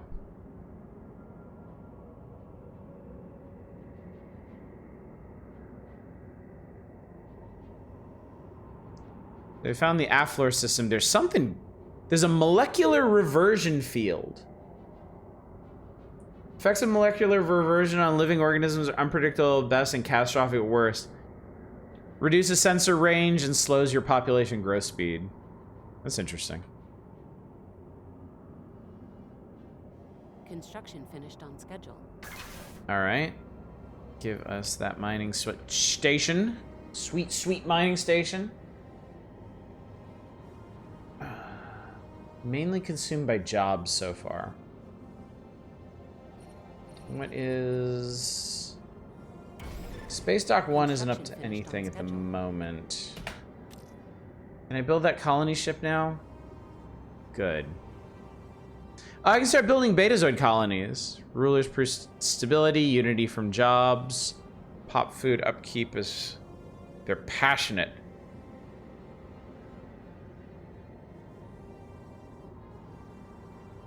Let's stick with... you know what? You know what? Let's do a Betazoid colony. We'll build a Betazoid colony over in Denobula. Why the hell not?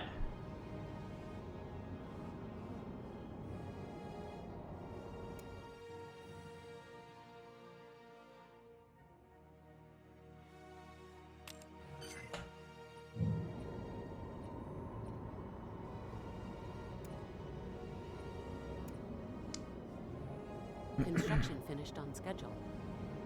Good. Lots of things are finishing. All right, you... I was going to send you up to claim this. Build us a starbase. Where are you? All right. Num, num, num, num, num, num, num, num, num. Okay. It's got a little dumber. How many times did you die trying to beat hatred before winning?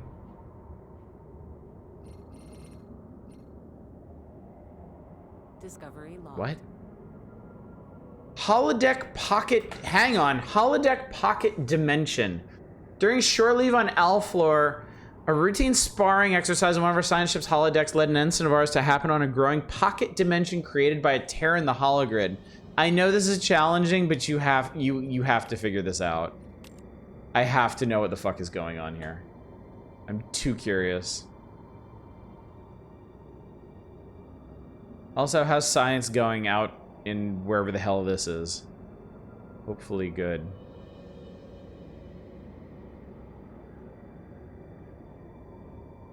Oh, there's, hang on. There's a Bajoran survey ship out here. Look, there they go. They're so cute. Be nice if they moved that icon so I could actually see the ship model. Construction finished on schedule. Well, they're gonna be really sad when I take that system over. Research modeled. Reese is covered. Diversity of life. The forest of evolution is rich with trees. Our recent studies of newly discovered life forms in our local region of space have led us to reform our previous theories about the incredible diversity of life. There's no problem evolution cannot solve, even when lacking many components. Stop.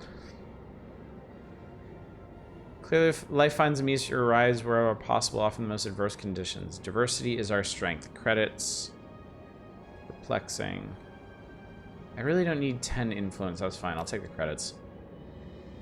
If you need me, I'll be in the holoshed. Give me... Let's build a research station in Zindus.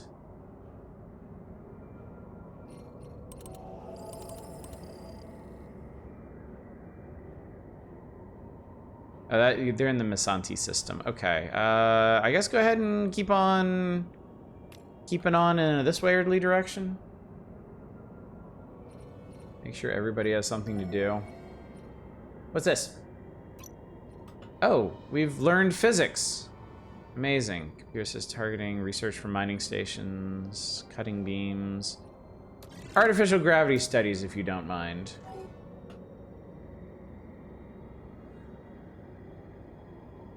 Strobing red emergency. You're gonna hate this. Construction finished. You're gonna hate this a lot. What is this? Is this button? Yeah, there you go.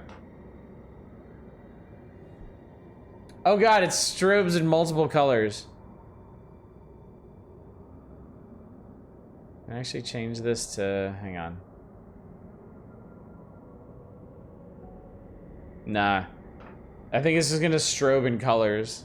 So I have the rainbow red alert.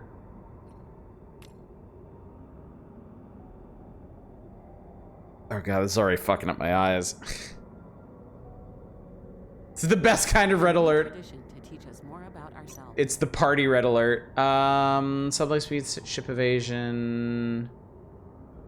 Governors. I don't have any governors, so yeah, give me Starfleet. Mission accepted. We have to change the bulb.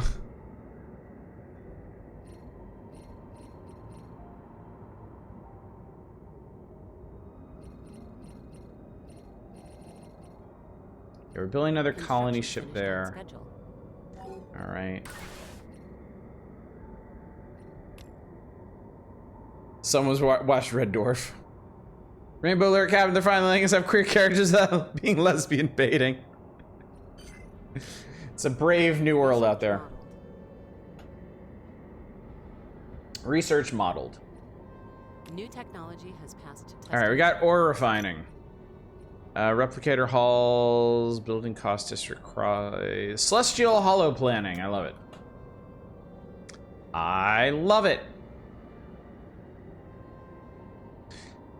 Let me see. I'm curious. As far as our contacts go, how are we doing with the Betazoids?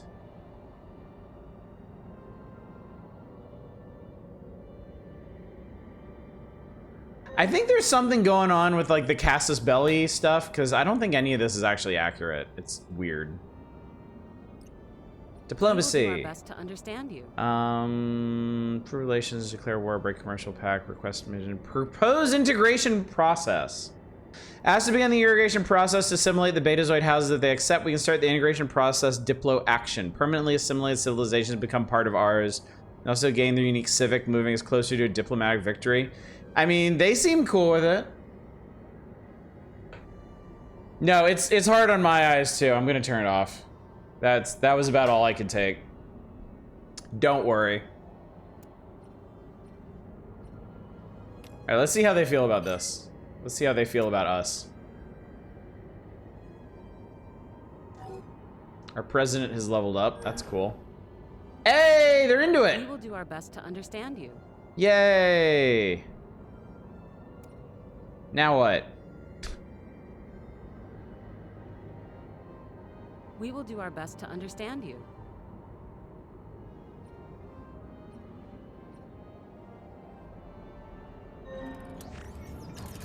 Holodimensions. Scanning the rift causing the holodeck's grid has become clear. The omnidirectional holographic diodes have given way to reveal a concentrate of altered hollow matter.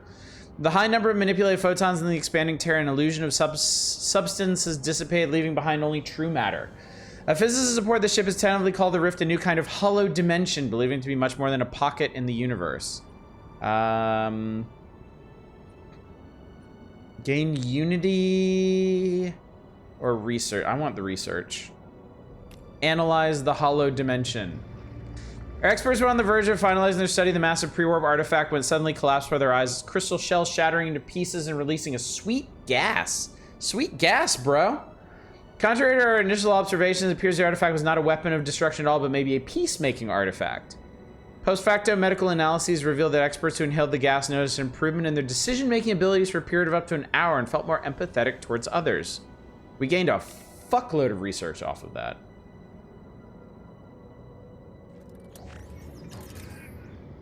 Now we have a hollow portal. What was first thought to be a growing pocket dimension caused by a tear in the grid of one of the USS Alexandria's holodeck was found to be an apple-sized micro-dimensional portal caused by an abnormality in space-time. Our crews discovered it leads to the most fascinating aquatic world composed of ocean and air only. Analyzing its properties, our scientists noted the salty seawater splashing from the portal could not exist for long in our holodeck, dissipating when beyond its threshold.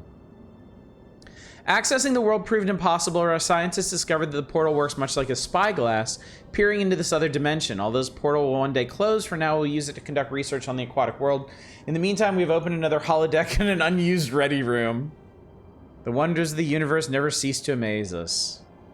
Oh, we got a flat research bonus for that. All right, I guess we start the integration process. We need Sama for this. And I guess we could probably pull back the guy who's improving relations. But we'll finish the integration process first. All right, give us a mining station. We have surveyed a new star system. We've surveyed a new star system. You've constructed some more shit. It's hard running a Federation, chat. I guess I should probably start surveying down towards the Beta Z homeworld. Finished on schedule. Hello, hi. Kittimer report. Our intelligence agents have concluded the investigation of the Kittimer massacre. The colony's planetary defense system was shut down moments before the devastating series of orbital bombardments that ensued. As many of the witnesses were killed, we're lacking in first-hand accounts of the incident. However, agents managed to locate the logs of the commander in charge of the Kittimer outpost. The notes point towards the involvement of the House of Moog.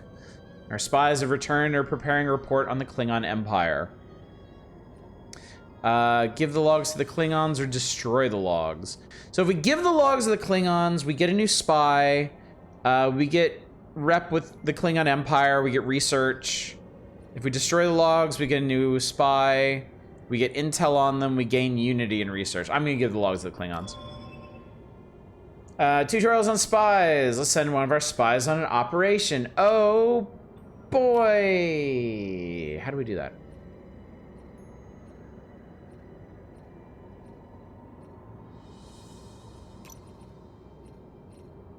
How are we doing on this? We need to complete a node, we need to colonize another planet, need to recruit a governor. I guess I can recruit a governor now, can't I? Send a spy ship. And then, okay, we'll worry about that later. I'm not gonna worry about that too much. Yeah, we're still good on all that stuff. I guess we could go ahead and get a governor. Oh, we have a spy. That's great. Let's get us a governor.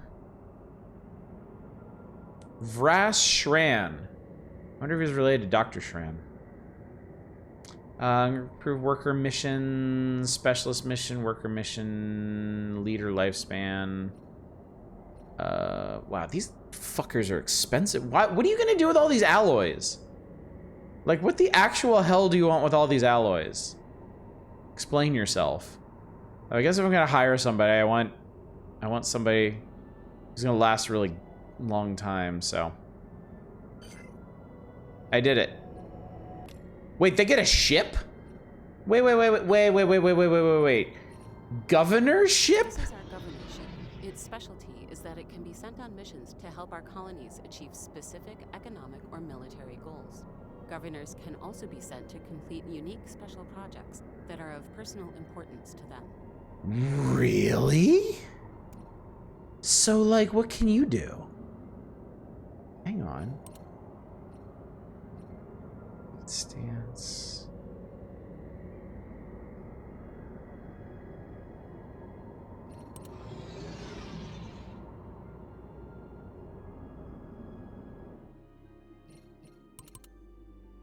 What does a governorship even look like? Improve. Oh, okay. You can improve worker production, local stability, emergency package, indoctrinate pops.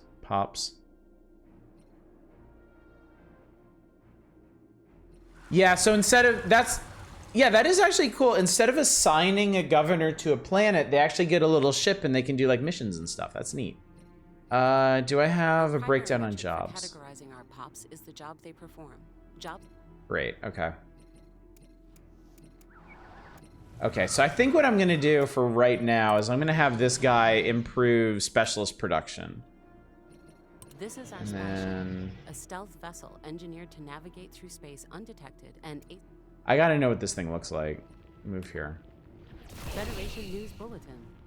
Governor missions. Send on missions impart beneficial temporary bonuses. I don't want to. God damn it! Now I have to improve worker productivity.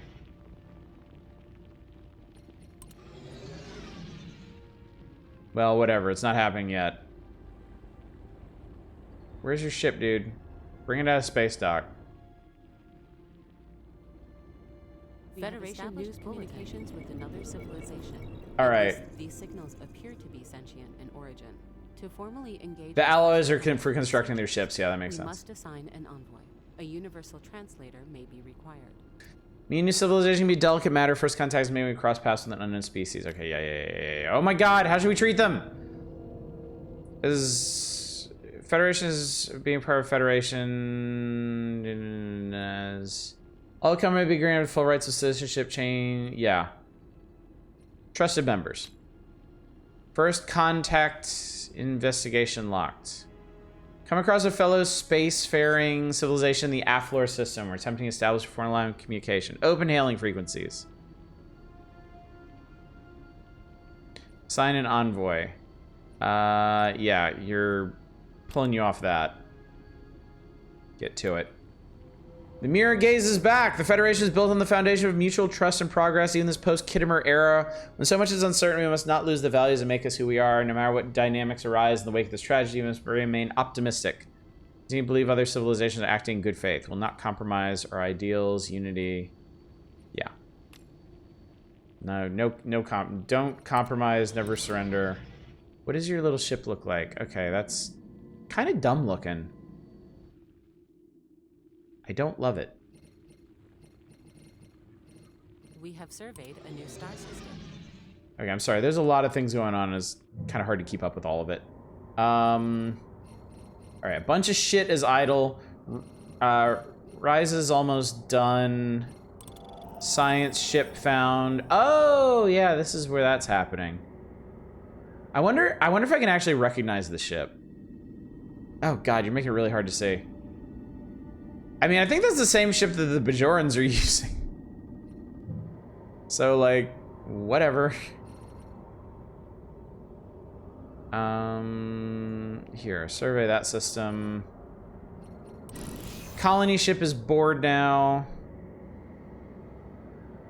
Go to Denobula and colonize it, please. Time to experience. We can only hope. Okay, spy ship.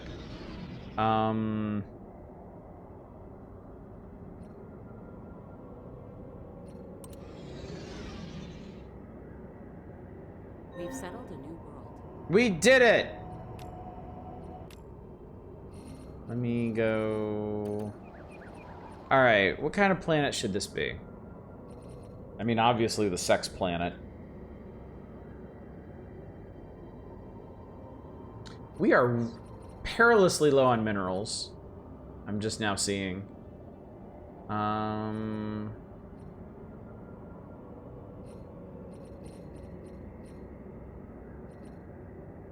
we don't have enough minerals for anything.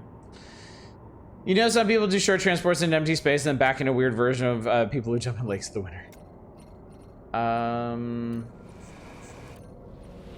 What's the most promising mining planet?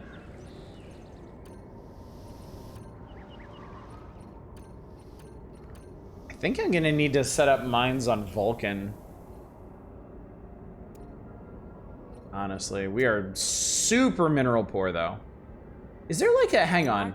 There is. Okay, cool. There's a galactic market for this shit. Perfect. Resources can be bought or sold here, though Federation news will not necessarily reflect current production. The Discovery logged. Discovery of new plans entails a necessary resettlement of our people, go and form new societies, plans to requires populate them, occupy jobs, no. Pops can be resettled manually, might always be possible. Drop down menu on the resettlement window.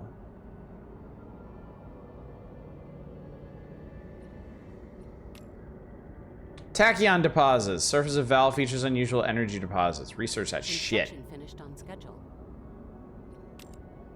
All right, how do I resettle? Do we want to go here for that? Resettlement. Oh, I can just manually grab people out of here and resettle them, huh?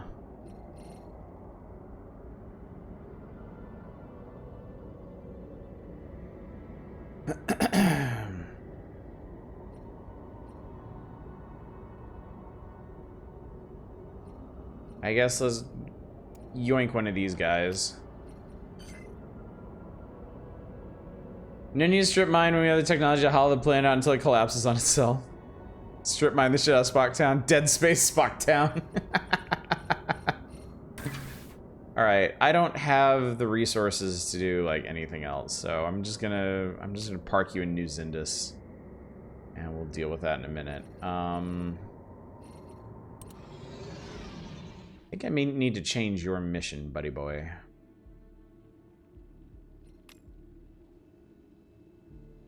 Let's see what the... Okay, they're really boring. Alright, we're gonna improve worker production. Apparently he's just gonna go back to the starbase to do that. Anomaly reported. Hang on. What's going on? Okay, Alpha, that's really zoomed in.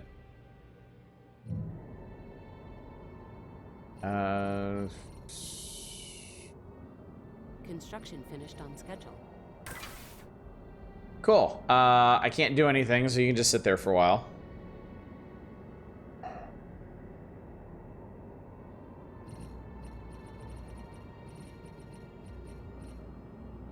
Construction finished on schedule. Place in the universe where organic life forms have short temporary lives. The abundance and diversity of life present in the smallest sliver of the galaxy proves we're not unique, one of countless other species. Gazing out. Most of our citizens find this prospect awe-inspiring. There's some who showed a marked insistence on cleaving to outdated anthropocentric ideas. Okay, we move forward together Under next, one of two options will happen: 50% chance of warp speed increase modifier, 50% chance of improved anomaly discovery, or a little bit extra influence. Yeah, we'll move forward together. Okay, something's going on here. The governorship. So I have a mission log. Oh no, it got filled out. It's fine. We're still working on the mission trees. I haven't done anything with spies.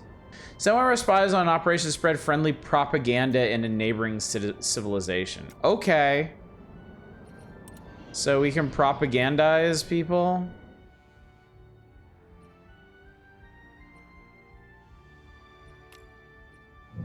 Let's see if we can send him to Bajor.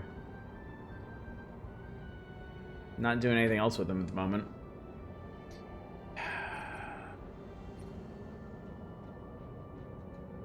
What?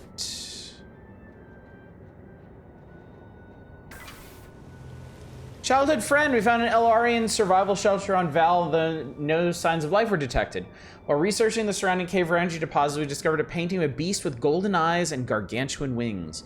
The cave painting depicted a mythical creature from Elarian's children's stories known as the Tarkassian Razor Beast. Though simplistic, the painting appeared to have been made with great care, suggesting that the particular Razor Beast was someone's imaginary friend. Scans reveal Val was recently intersected by the Nexus. This temporal gateway is the reason for the energy deposits of where the Elarian refugees went. They're likely still there enjoying new lives of infinite possibility in the extra-dimensional paradise. We can study the cave painting for research or harvest it for energy. Research, please. Well, that's neat. All right, I'm gonna send you in orbit around Rigel because we really need another mining station. How are things going in Beta Zeta anyway? Let's check our contacts. Actually, let's check our tech. Still good? 3 months remaining on outreach programs. They're Force Ghosts now. Kinda, yeah. The whole Nexus thing is kinda weird. A pocket dimension accessible by an energy ribbon tearing across space. Contacts. We will do our best. How are we doing? You. Does anybody want to explain how the... Nope, never mind. Subspace disturbance. Our remote monitors are showing massive subspace disturbance passing through the neutral zone. The disturbance is moving at alarming speeds, indicating a species with warp capability. Typically, subspace communications of magnitude have only been observed when orders are sent out to a large fleet of starships, yet our long-range scans detect known interstellar fleets present in the region. Playing the Federation like playing the University and Alpha Centauri. Research! All the research.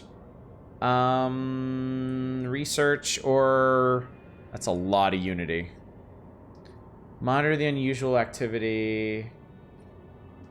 Prove the existence of intelligent species beyond those here in the Alpha Beta Quadrants. Revolutionize our present cosmological knowledge. I think I'm actually going to take this. A new tradition to teach us more about ourselves.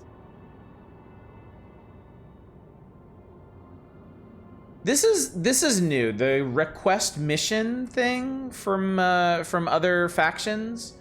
You can be given a special mission. If you complete it, it improves their opinion of it. If you fail it, it hurts it. And it costs you energy credits to do. All right, so they're currently being integrated. Oh, I'm so stupid. I just saw it. We will do our best. The integration bar is at the top here. So it's gonna take a long ass time. It's gonna take many, many years to bring them into the Federation. But we'll get there in due time. What was I gonna do? Oh, tradition, yeah.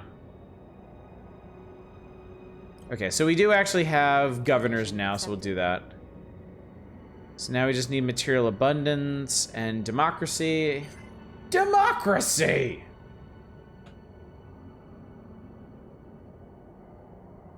Your duty is to the Federation, to democracy!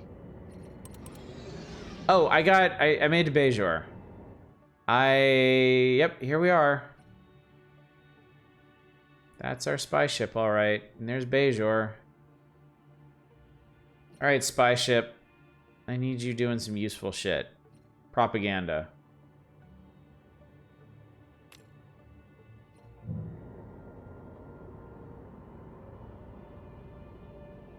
How's our science ships doing? They seem to be fine. Everything seems to be fine. We just really need more minerals. Hang on. We're gonna get you to set up a mining station here, because that's what we really need. All right. New technology has passed testing. Recruitment is good. Fleet tactics, spacefaring, fast track training, officer production. Increase. Unlocks edict unscrupulous deals. Does that mean we can hire badmirals? How about more officers? I don't even know what that means. So playing Yakuza 0, playing with Majima is really cool. Seeing the madness underneath the surface at times was well done. Eva, I believe it was a very long time before you joined the channel. I actually did stream Yakuza 0, and it was a really cool experience. And yeah, I know exactly what you mean. Of course, for me, Yakuza 0 was the first and only Yakuza game that I played. So I didn't really have the same frame of reference for Majima that most longtime players did. But I really, really liked his character a lot. Spy has reached your destination, begun the operation sprint, yada, yada, yada, yada, yada. Okay, how are we doing on the mission tree? Okay, we survey 3 more systems, and the first node in the mission tree will be done. That will be very exciting. Very exciting indeed.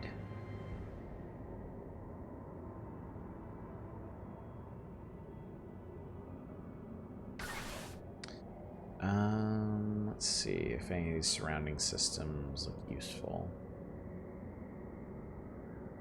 Not terribly. Also, it seems like the other factions aren't really doing a whole lot. Zero fleshed them out a lot, is barely in the original first game. Interesting. I guess, actually, you know what? We have enough money. I'm gonna build a new science ship. Fuck it. Let's do it. And actually, now that I'm thinking about it, oh, never mind. Captain's log. Starfleet is broadcasting a set of personal logs of the entire United Federation of Planets. The message has been flagged as a communique of highest galactic importance on screen. Stardate, nah, as we embark on another faraway mission, the Gamma Quadrant, I yearn for my dearest Titus. Not a day goes by that I do not think of. Starfleet has cut the transmission. Is this a reference to something that happened in the series?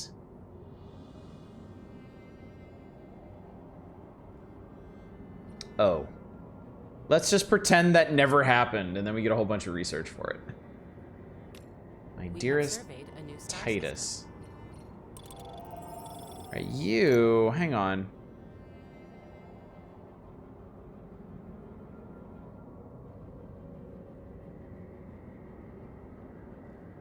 You know what? Skarnor's fine out there. Gaining experience is a good thing.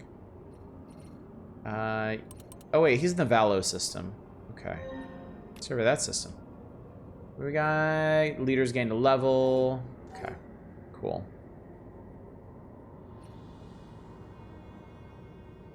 Okay, we have enough to build something else. Actually, wait, do I need... oh no, I just need alloys. Construction finished on schedule. Yeah, take the Derrick system. Alright, that's done.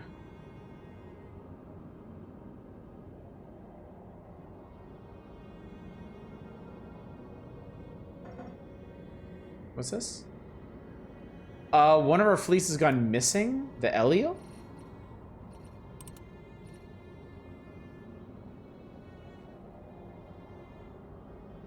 What the hell? We just lost a science ship in the Valo system. Uh-oh.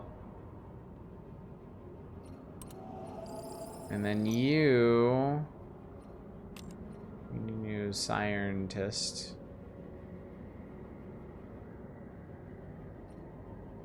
This guy's addicted to science.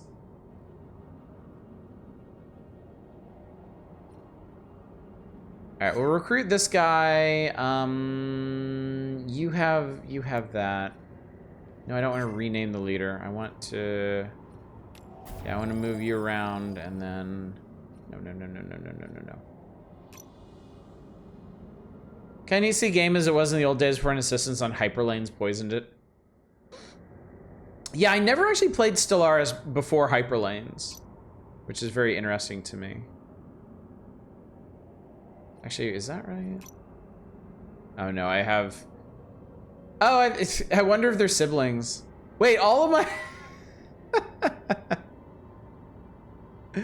all of my scientists are Andorians. That's funny. Definitely not profiling or anything. Alright, we have another science ship. Let's go... Actually, let's finish surveying here. Right here on the edge of the neutral zone. Federation News Bulletin. Hello! Planetary inauguration. Message from our governor. Been 1 year since the settlers reached Risa. Now it's excellent time to throw them an inaugural celebration. Yes. Issue special project inauguration party. Mission log update. Let's do it. Alright. So we need our governorship in orbit around, yeah, let's do it. Also, I haven't been paying any attention to these planets. How are you doing? You good? Everything good? I actually don't have the resources I need to build this up.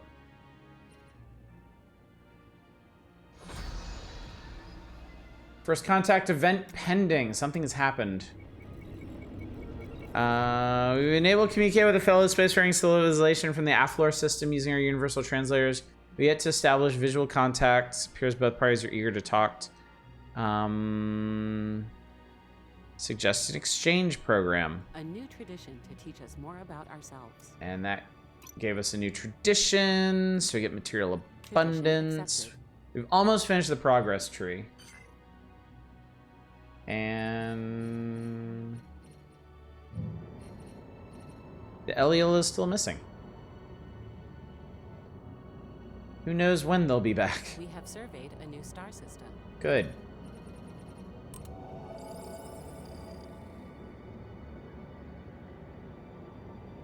What is this? Why do you have a...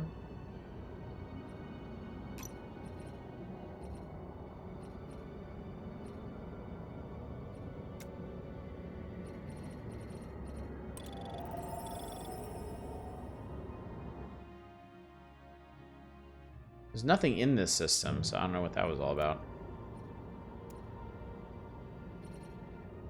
Alright, I guess survey this system. Research model. Aftermath. The Eliel was attacked by a hostile structure while researching the Samisi system. Badly damaged, the vessel was able to narrowly escape. Initial reports show the crew's brave actions may have disabled or possibly destroyed whatever it was that attacked them. Long-range scans reveal the structure's wreckage is likely still present. Survivors are being debriefed. We should locate this evidence and analyze it. Aftermath. Okay. Wait, what system was that? Oh shit, there's Wolf 359. Neat.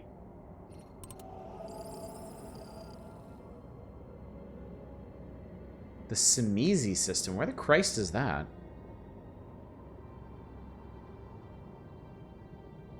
I thought they were surveying the Valo system. What's up? New physics. New physics just dropped, chat. I guess research phaser banks, because you're good at that. Mission log, aftermath, battle site available. Track that on the map. Dave. Oh, it's here. Why is there intel level meet? Did I miss? Wait, what the hell happened? I'm really confused as to what the hell happened here. Anyway, I guess Valo is surveyed?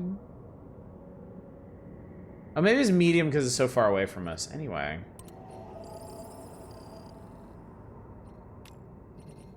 We'll send the first fleet to explore the system. because we need science and military ships in the region. What's up? Leaders gained a level. Good. We've almost got the resources to build some useful stuff.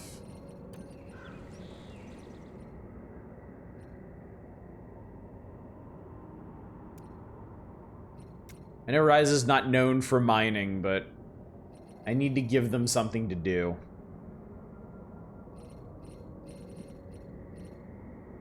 And we need more minerals. Badly. Alright, so that's that.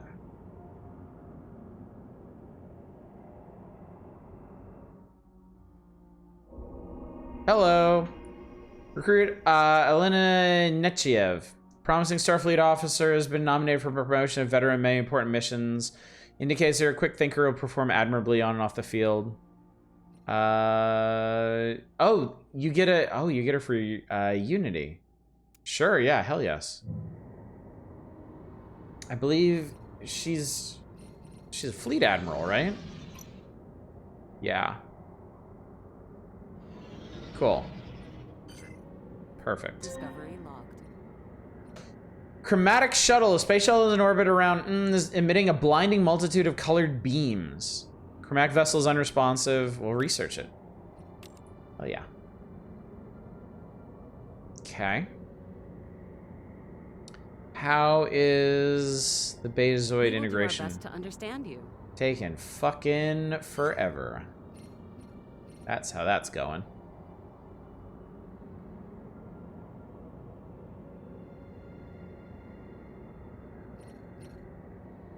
It's just a space rave.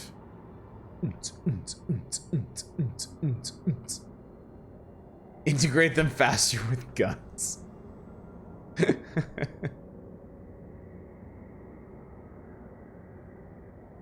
We almost there on this?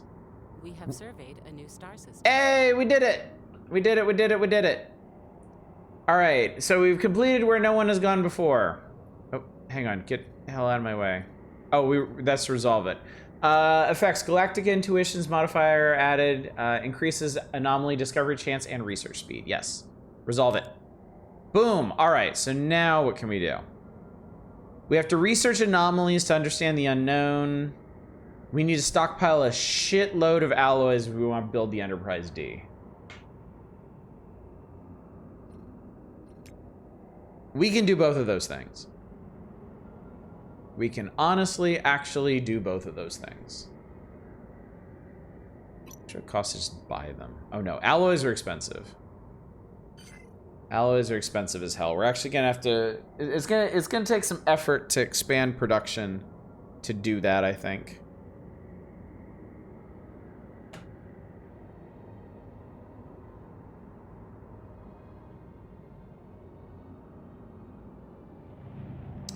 Chromatic vortex. Aboard beaming aboard the shuttle, our away team was greeted by a group of transparent humanoid life forms guarding what seemed to be a dormant chromatic vortex. Scans indicate the vortex is composed of remnant triolic energy that has destroyed the space-time continuum. Distortion has created a colorful portal to an alternate dimension, but is quickly closing. Life forms communicate with our away team telepathically, reporting they are travelers from the alternate dimension who run out of energy to keep their gateway open. Despite being technologically advanced, life forms are nonetheless stuck in our galaxy, and their future depends on the USS Eliel. Enterprise D is current. No, it's Picard's ship. We can resupply the vortex, and we'll get influence. We can detain them for study, or we can scan the vortex from afar. Resupplying the vortex is an expensive proposition, but this may mean we can help get the aliens home. So let's try that. I'm willing to take the risk. What the hell are you doing? Get back to work.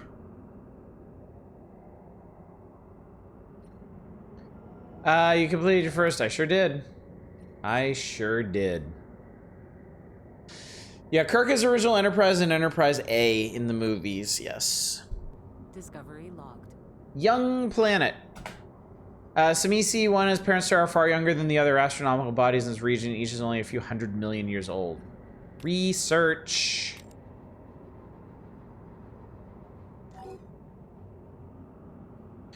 Is our governorship done? Did you do the thing? Is it done? Did you do it?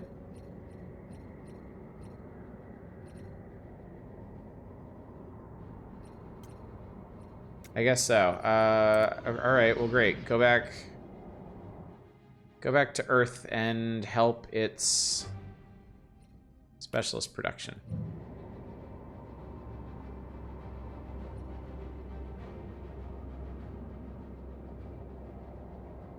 And B or C or who gives a shit? B showed up in Star Trek Generations briefly, and the C was in an episode, a pretty important episode of Next Generation. Message from our governor: 4 days of celebration at Risa. I'm ready to come home. So it was Risa. Now I throw a party. I barely remember it. This guy's Klingon, or not Klingon, Vulcan too. Let's see.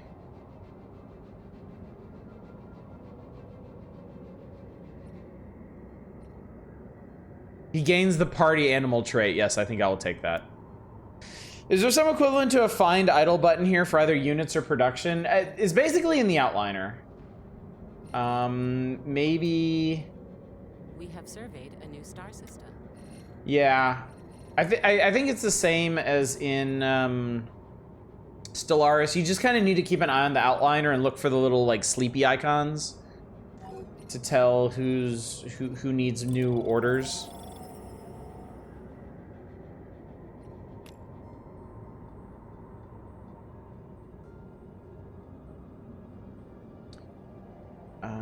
All right, so I was building a mine on Risa's Pieces. Stellar Nursery! Young age of Samisi 1, as well as the parent star and surrounding astronomical bodies, suggests this is part of a stellar nursery. Results of the supernova massive star. Okay, cool. Need Tony Lullaby. Ooh, we get minerals. Research. Minerals. Research. Minerals. Research. Minerals. Research. I will take the minerals, because that'll help us jumpstart our economy, which I really need, like, really bad right now.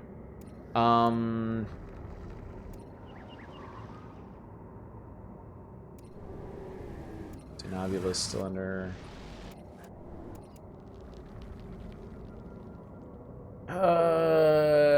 It's almost kind of a shame I designated you as agrarian. Because you need jobs, and if I do this... Got a 3-point plan to fix the economy. What if I change this again? Oh, man.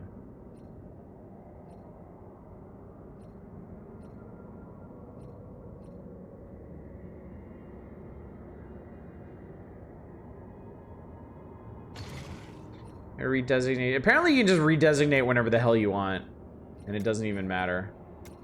So that's cool. So we'll do that. Okay, so we've done understand the unknown. It has been resolved. First contacts. We need to contact 5 minor powers. Cool. So as far as the Enterprise D goes, once our mineral supply is more stable, I can start building more alloy factories. We have surveyed a new star system. That's great. Now then, I need y'all to do the mission. Discovery logged. Hi. Prions. Scan certain new life forms. The surface nonetheless contains deep rifts and valleys where water vapor is present. We'll research it. So I have a small fleet of Miranda-class ships. Research modeled. They look a little weird. And then we got New technology has passed testing protocols. Cool. Antimatter recycling, asteroid. Ooh, ooh, yes, that. Give me that. Give me that quick. Work it. All right, we'll research that. It'll be done in a month. And then that'll be that. Oh, that's my bad. That's the one that's actually done researching. Well, let's jump you. Yeah, you can't research other people's systems. Let's jump you out to here. Voyager, yeah, Voyager was an experimental kind of ship. It was an Intrepid class. It was built with a bunch of new technology. It was kind of meant as a test bed for a bunch of new tech, but then they got yeeted out into the Delta Quadrant. Giving up on looking for anything on that Titus message, probably just a thing invented for an event in the game that evokes coming stuff, is not actually a specific reference. Okay. Bribery uncovered. While engaging in covert actions in the Bajoran Republic, one of our spies uncovered a pattern of a major political figure receiving illicit material gifts from a third party. These bribes could be an empire-wide scandal if the evidence were leaked to the Republic. Simply knowing about their existence gives us substantial leverage over the Bajoran Republic. I can notify them of the corrupt official. Infiltrating Planet Bajor situation advances by 20, and we get a shitload of credits. Leverage it to share their intel. We get research, seize the official's assets. We get minerals. I would love the minerals, but I'm not actually going to do that.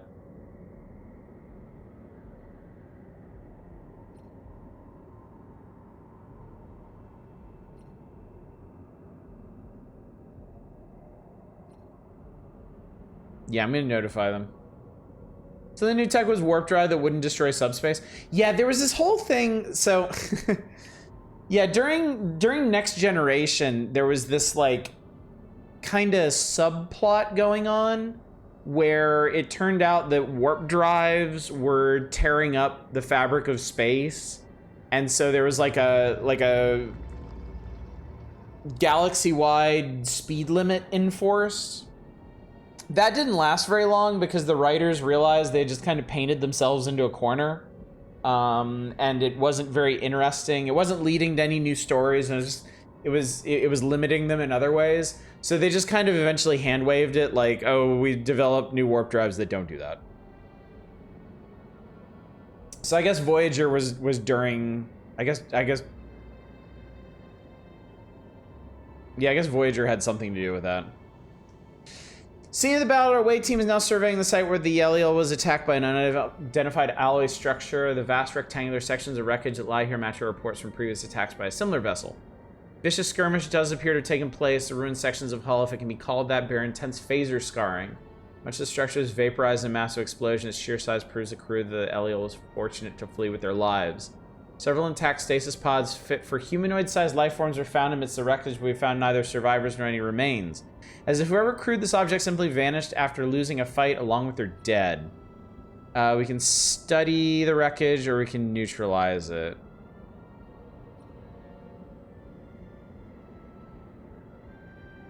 This is ominous.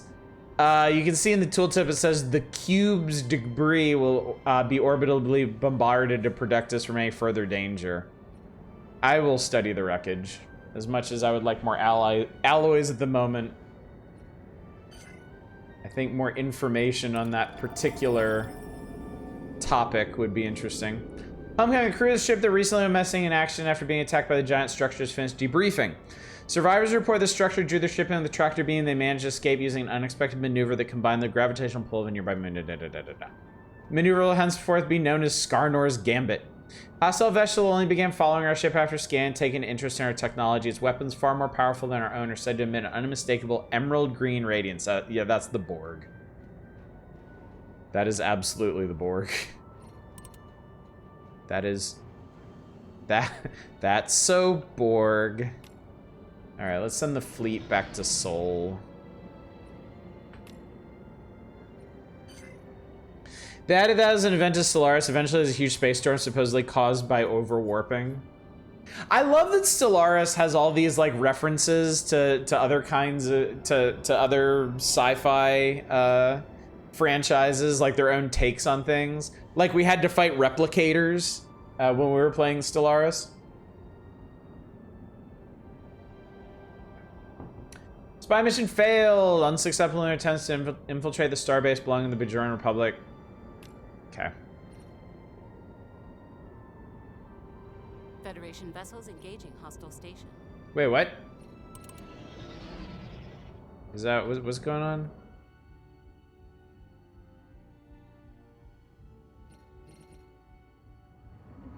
Who knows?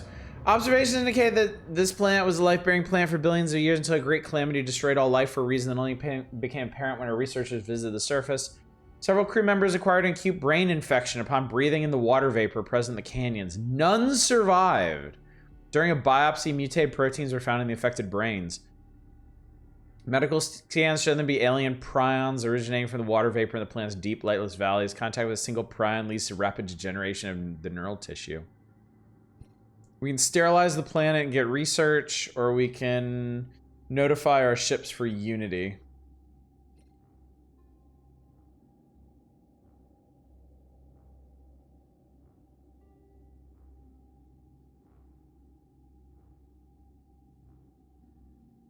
Species agnostic prion disease.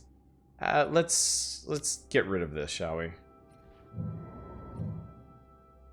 I don't know what our spy ship should be doing right now. I'm thinking maybe, I don't know, counter-espionage. Just give them something to do.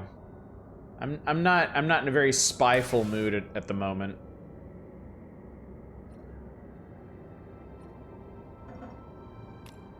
What was that? Something made a noise at me. We've settled a new world. Hey, we got Denobula. Well, let's go ahead and give you a mine, because these turned out to be really helpful.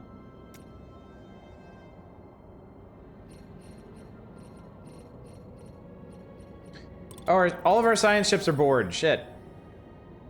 Here, survey that. Oh, you're bored now because the Klingons took the system that you were surveying. Well, okay. I guess they are kind of expanding a bit.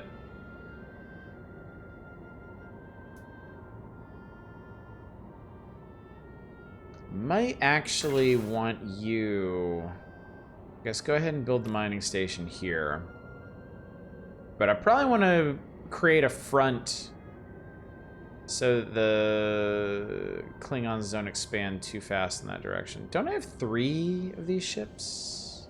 Or do I just have 2? No, you're... Okay, you're bored right now. Hey, go claim Wolf 359 for us. I know it's gonna cost alloys, but it's fine. We're not building... We're not gonna be building the Enterprise D tonight. Sorry, chat. Hate to tell you, but them's the breaks. Construction finished on schedule. Good. Give us that energy. First contact event pending. Oh, hello. Relation established with the Tanugan Anocracy? Visual contact has been established. Hopefully you can shed light on any mutual goals and establish a criteria for cooperation. Extend helping hand to civilizations, first act. Here's to prosperous relations. We can just get unity. Actually, I'm gonna take the unity. We did it. That's close enough, thank you. Greeting strangers, I represent Rama Apgar, Inquisitor of the Tanugan people. You may talk freely and ask your questions. Tread carefully, for in our legal system, all accused parties are guilty until proven innocent. We've had some incidents in the past we'd rather not repeat. We are pleased to meet you. We can give them a gift of energy credits. Good to finally meet. Galaxy is a dangerous place. Pleased to meet you. A pleasure. Are they on the map? Oh yeah, they're right here. That's these guys. What are my What are my... Where do I find my envoys? Germain Floyd is available. Well, I have something for you to do, buddy boy. Appearances are everything. Wow, okay. Go ahead and improve relations with them. Appearances are everything.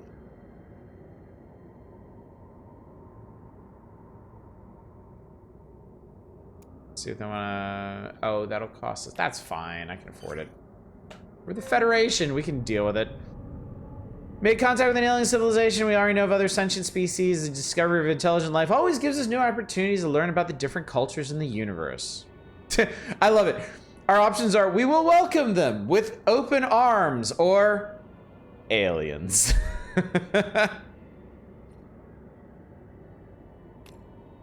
Now use the territorial reparations what?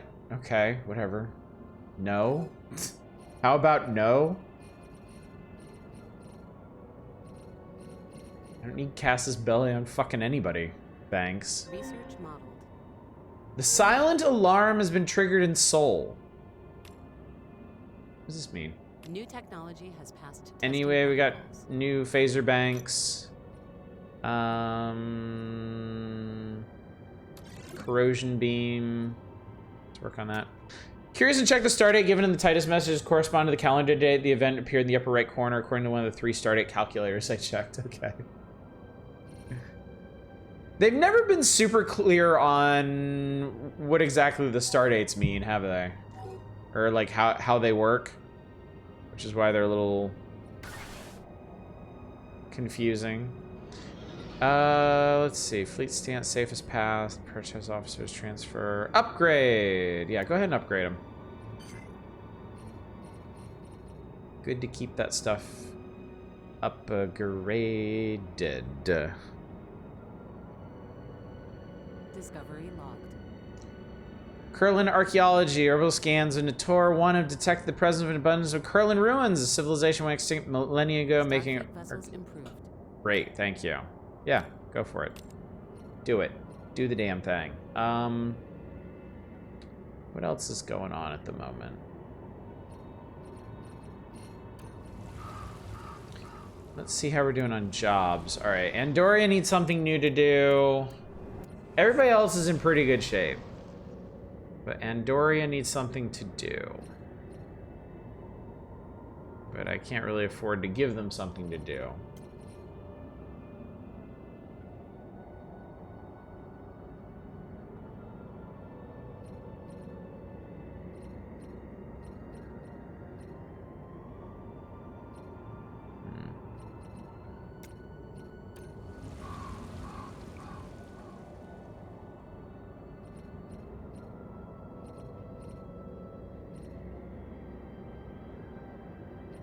I may, when I have the resources, I may just go ahead and build another forge.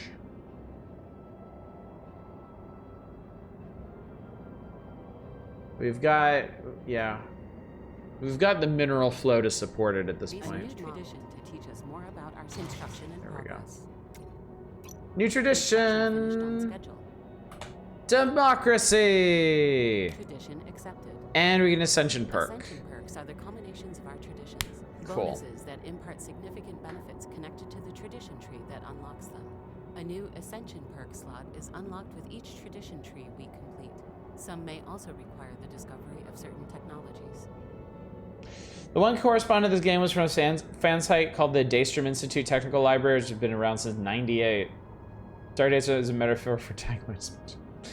All right, so what can we get? Political theatrics, additional envoys and edicts, unification, amenities usage down, unity up, influence up, grace inheritance, shipbuild and weapon cost, functioning bureaucracy, administrative capacity and district cost, spirit of the times, research, ours for the taking.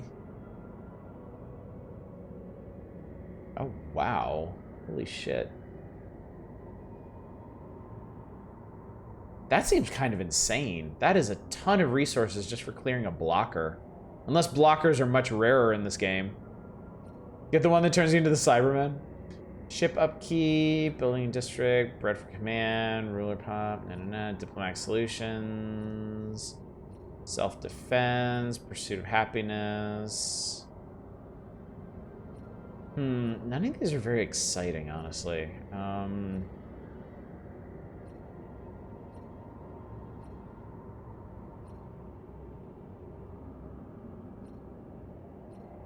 I guess we'll take Spirit of the Times. This is a watershed moment for the Federation. This is a watershed moment for the Federation, chat. You heard it here first. Oh, I think some other research is done. Past testing protocols. Yeah. Medical clinics, sure.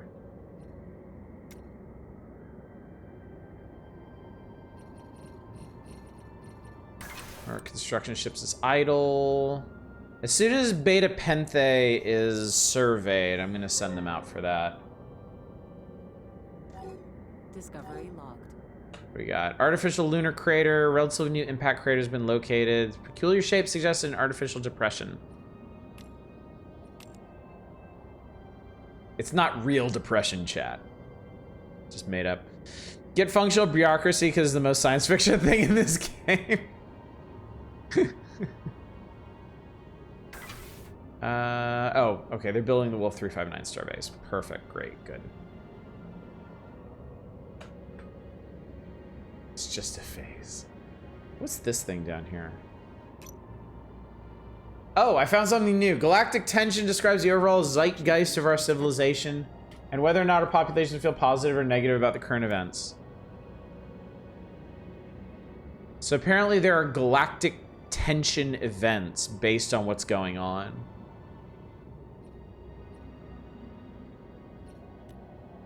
And the Empire score is okay. So we are currently ranked 2 of the in the galaxy, just behind the Cardassians.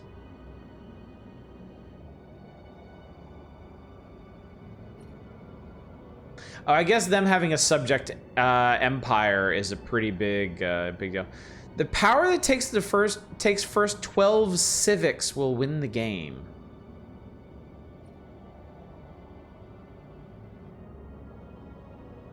"12 civics? Like, what the hell? What does that mean?"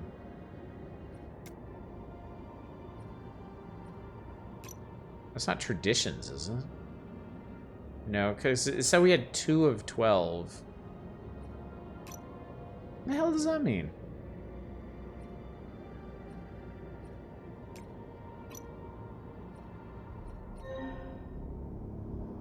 Intact Kurlan Nice Coast. The investigating crew of the LL did not disappoint in their search for Kurlan artifacts. Searching through the ruins on Nator 1, found an intact 3rd Dynasty Kurlan Nice Coast, and managed to carefully pry it free from the rubble. The ceramic figure statue is over 12,000 years old and incredibly rare. Display it, or obviously we're gonna display it, you dipshits. Obviously. The anomalies screen shows anomalies we have discovered. We actually have no missions going. Sleepy time. Good night, Manic. Thanks for coming out. Lunar Monad. The artificial crater is, in fact, not an impact crater at all. Planetary geologists handled the case over to top xenolinguists who claim the large depression is an ancient hieroglyphic emblem adorned with a legible script. Cursory glance at literature and ancient symbology revealed the emblem to be an incomplete replica of the 1564 Monas Hieroglyphica from Earth. Hieroglyphic monad is said to represent a singular entity from which all material things originate. We can only begin to imagine what sort of entity would be able to mark a moon with a significant symbol the size of it. It was Q. Just assume it was Q. Seems like you earned a new civic by grabbing a new civilization. Oh, that actually makes sense. Complete the symbol. Yeah, I think you actually, yeah, hang on. Government.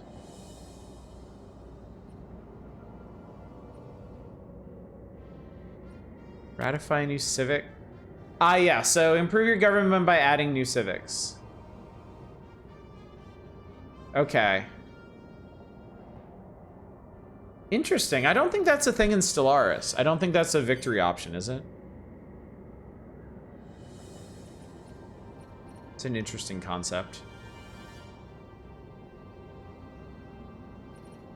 Okay, our resource flow is definitely improving, although Andoria needs something to do. Andoria is running out of things to do.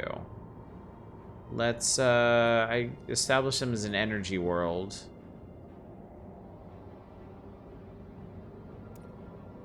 Give them, oh yeah, I can't afford the city district. I'll give them that. Civics are thinking that you get civic points, you can change your civics. I do remember that. I do remember tweaking with the penis aliens civics. Wait, what was that? Oh, we own Wolf 359 now. Good for us. Which actually we can colonize that. It is a Class M planet. Discovery logged. Atmospheric whales, space whales, pods of massive cetacean-like creatures have been observed swimming through the atmosphere. We'll research the hell out of them. Obvi. All right. Colony ship. Let's send, I don't know.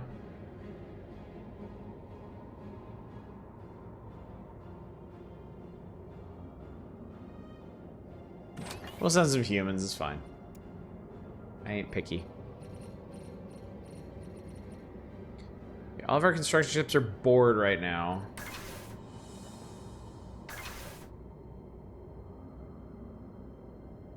Construction finished on schedule. What did? Okay. I think that was our, yeah, that was our new forge. Hello, the birds! Wow, this is really long.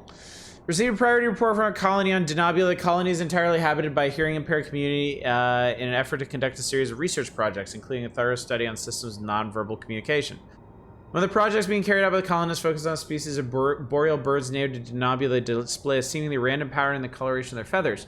Group's most recent findings mentioned the specimens started displaying behaviors associated with chronic distress when placed in captivity. When taking field notes on the bird's habitat, the colonists also reported sensing strange vibrations coming from all directions. When a visiting team of xeno-ornithologists arrived on Denobula the next day, they discovered the birds' erratic behaviors due to a fault in the prefabricated habitat. The environment conceals loudspeakers in its framework that stimulate the sounds of the habitat it attempts to replicate, but they have been left on maintenance mode by its makers since the habitat was erected, making a high-pitched sound that went undetected by colonists but greatly affected the birds.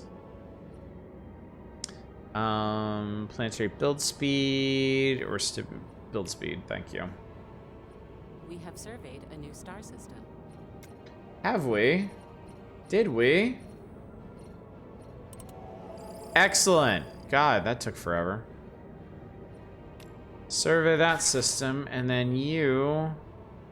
Whoa, whoa, is that dilithium? Ooh, there's dilithium in this system. It's mine.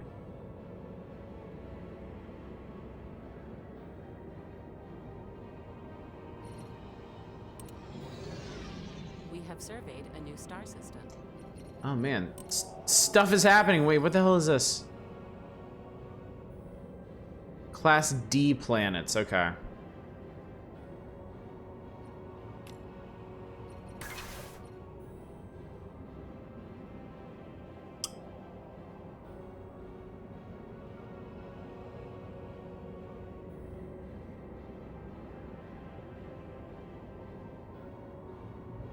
Whale isn't that nice. Thanks to their membranous bodies, the atmosphere-dwelling whales can swim indefinitely through the planet's gaseous skies. Their pods leave a tachyon-rich whale streak, suggesting they may at least partially exist outside our own fourth-dimensional space-time. Contacting these beings proved fruitful. The species respond to our hails with synchronized increasing pulses of their wake signature before continuing on, acting and communicating in perfect harmony with the other members of their pods. Universal translation of their response provided the following message. Floaty, happy, fun. We must protect the species. Yes, we must protect the species. We love them. our space whale buds. So chat, this seems about as good a time as any to ask. How are you feeling about this game? Is it interesting? Is it something you want to see more of anytime soon? Are you good to move on with spoopy stuff tomorrow and back to the designated schedule?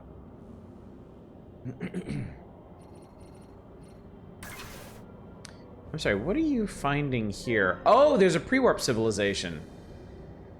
It's all blobs in space to you. Interesting. Discourse is buzzing across the Federation about the implication of recent contact with a newfound alien civilization. Discovery confirms what our scientists suppose. Yeah, we know. Keep our eyes on the skies. As good a time as any for your batteries to run out.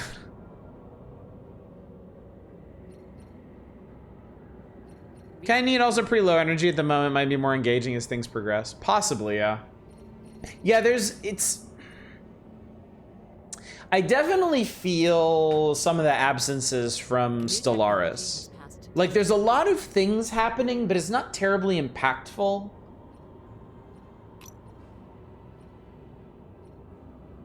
And a lot of it's, like, just very, very familiar anyway. Unlocks building foundries. Don't we already have foundries? Or maybe we have forges. Give me... What's an ice mining station? We haven't we haven't built any combat ships, so we haven't used deuterium for anything yet. I think for me, it's more likely that this is something that we come back to eventually, maybe after it's been patched and expanded a bit. I'm probably going to play this in my own time because I am enjoying this. I want to know how far it goes with stuff. But yeah, it doesn't quite have the richness that Stellaris does. What kind of purging options are there in this game? I mean, I'm pretty sure the Klingons and the Cardassians have plenty of options on those fronts. I'm pretty sure if purging's your thing, they're your folks.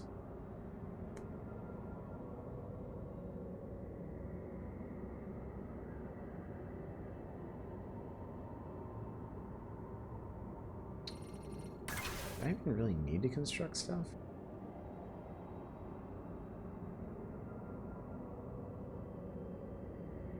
A lot of these systems just kind of aren't that interesting either. There's not a whole lot of resources. I don't know if it was intentional to prevent like the mad scramble for expansion that's in Stellaris. Maybe they wanted it to be more methodical. Best to understand you.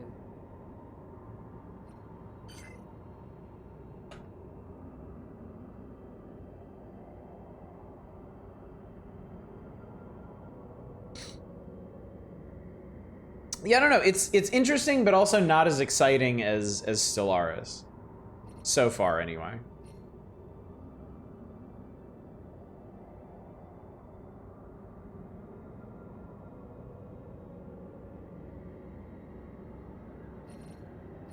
I wonder, what would it cost us to build Finished on schedule.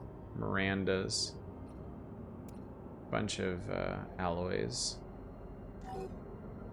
Alright, so we own this now. We'll start getting dilithium. I don't know what it's for, though.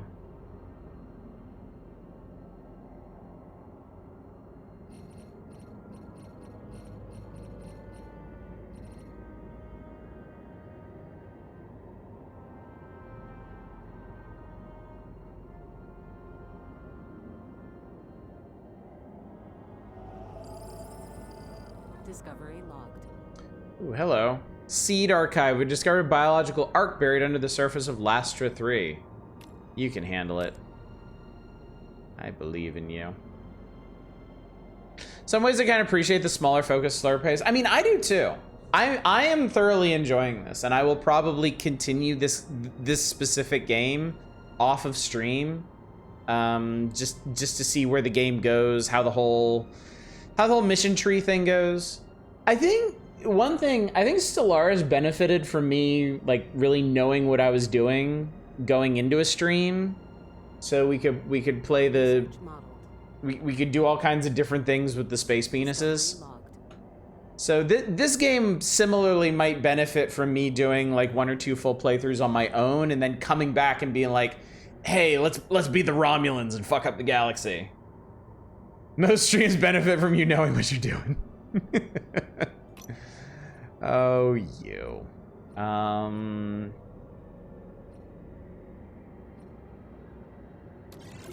Take that.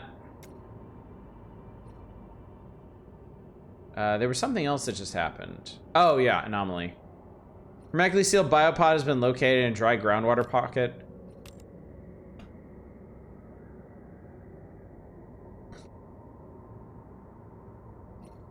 What are our planets doing? Risa needs something else to do.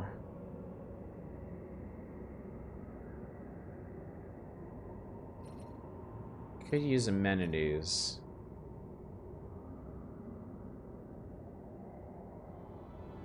Turn mineral ores into research. No kidding.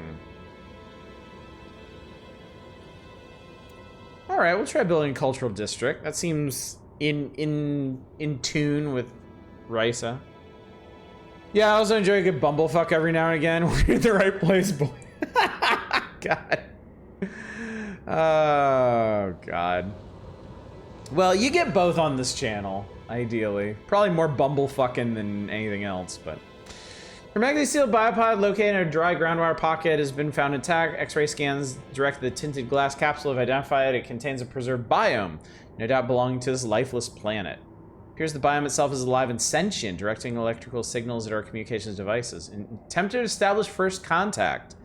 Our astonished Zito ecologists confirm the opening of the capsule will restore a powerful entity in the form of a living biome and see a habitable ecosystem flourish once again. Restoring the planet's ecosystem provides with a new colonizable world. Holy shit.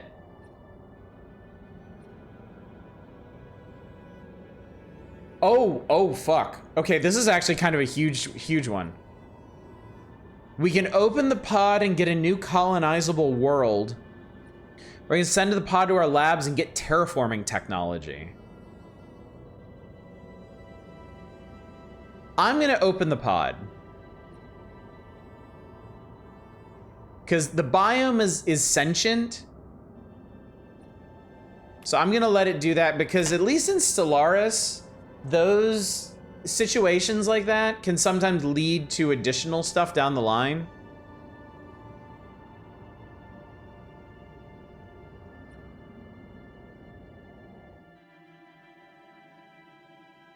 Right, it made a Class L planet. An arid world. Oh, hello. Colony on Denobula has reached a breakthrough both with their nonverbal communication study and on the Boreal Bird Project. Colony's semiologists have devised a new system of light patterns and symbols that greatly reduce the time required to communicate with species that have languages drastically different from our own but are similar in visual capacity. Xeno-ornithologists, on the other hand, have found the subtle pattern in the coloration of the animal's feathers to be indicative of the bird's capacity to absorb subspace radiation and detect gravitational anomalies. We give priority to either project at the moment. Semiology would give us unity. Xeno-ornithology would give us additional anomaly discovery chances.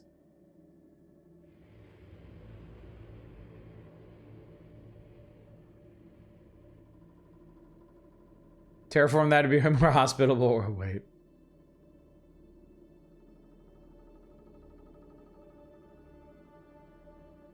I'm gonna do semiology.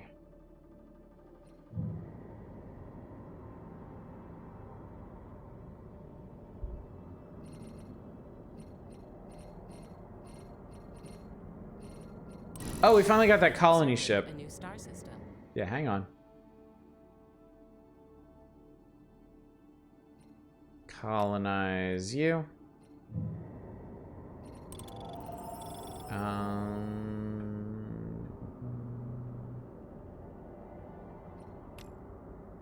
Keep surveying random systems out here on the fringes of space. Research modeled. What do we New get? technology has passed testing. Medical protocols. clinics, nice. War Academy, Planetary Defense. This is all like war shit. I don't care. I want something else.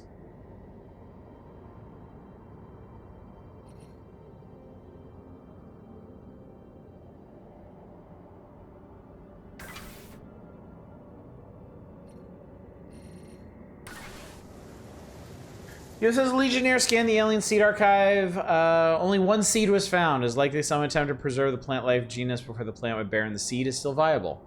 Examination of the seed shows to be a genetically engineered staple food crop. It appears to be drought resistant and permeable to the effects of time and varying temperatures. Additionally, the grain grown from it is safe to eat. Those flavors yet to be determined. Quarantine the seed or release the seed for wider study.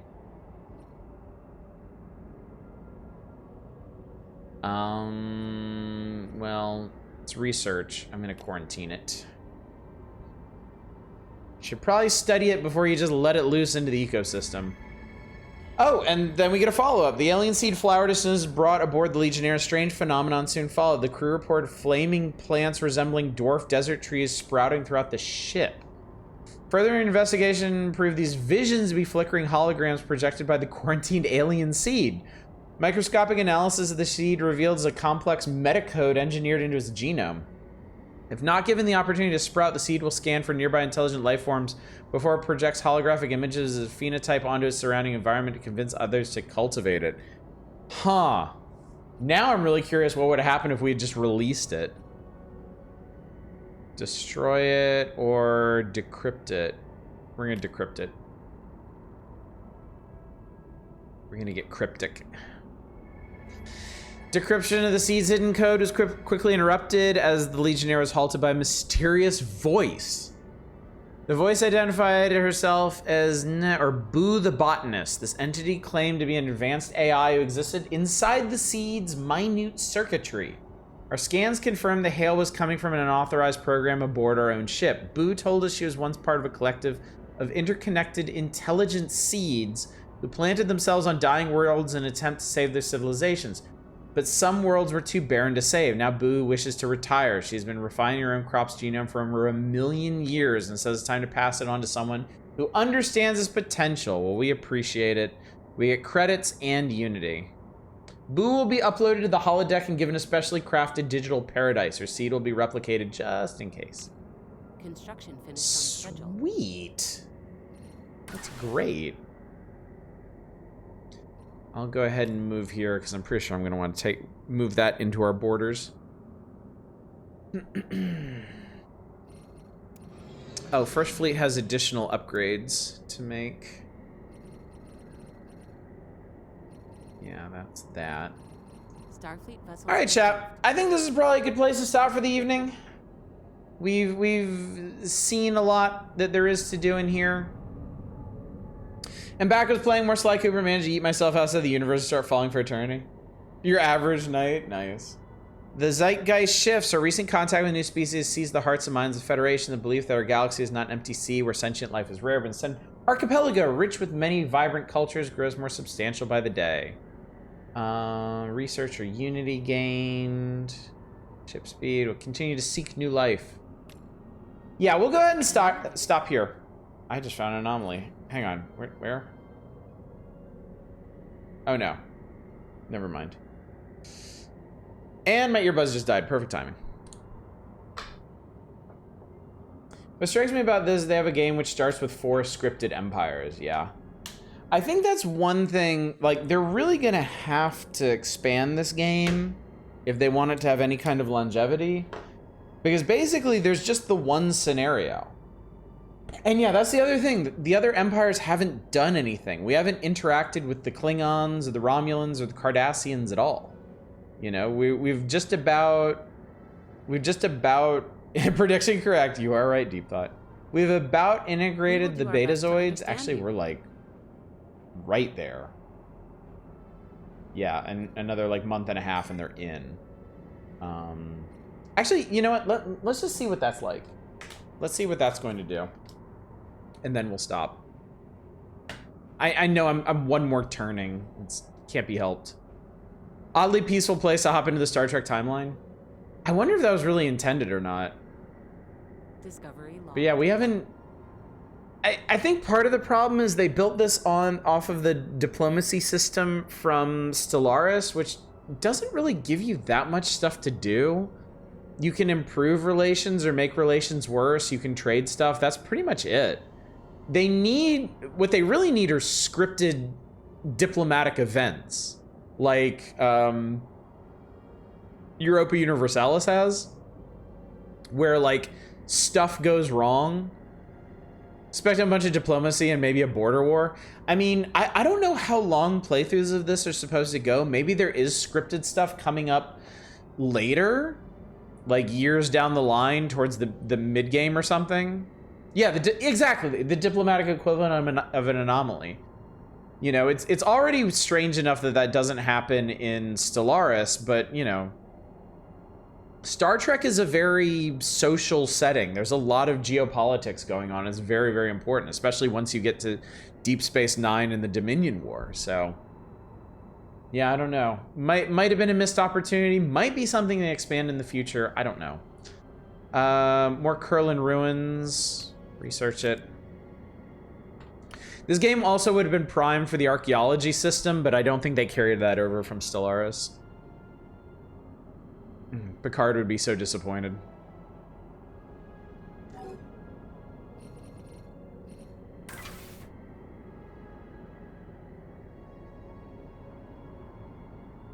So it does have a few broken translators, corrupt ambassadors, but not enough to really do much. Betazoid houses have been integrated. So it's just ours now. It's just... Okay, we own Beta Z now. Wow, okay. How about that? Homeworld, festivals... Display trophies...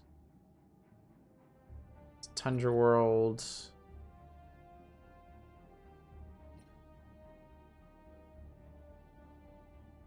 Actually, they don't really need anything at the moment. All right, so yeah, that was basically it. Are they out of... Yeah, they've been taken off the board of contacts. They've just been absorbed.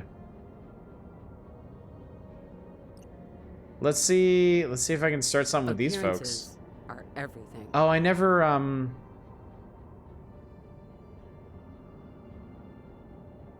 formed a research agreement with them. Let's go ahead and send that.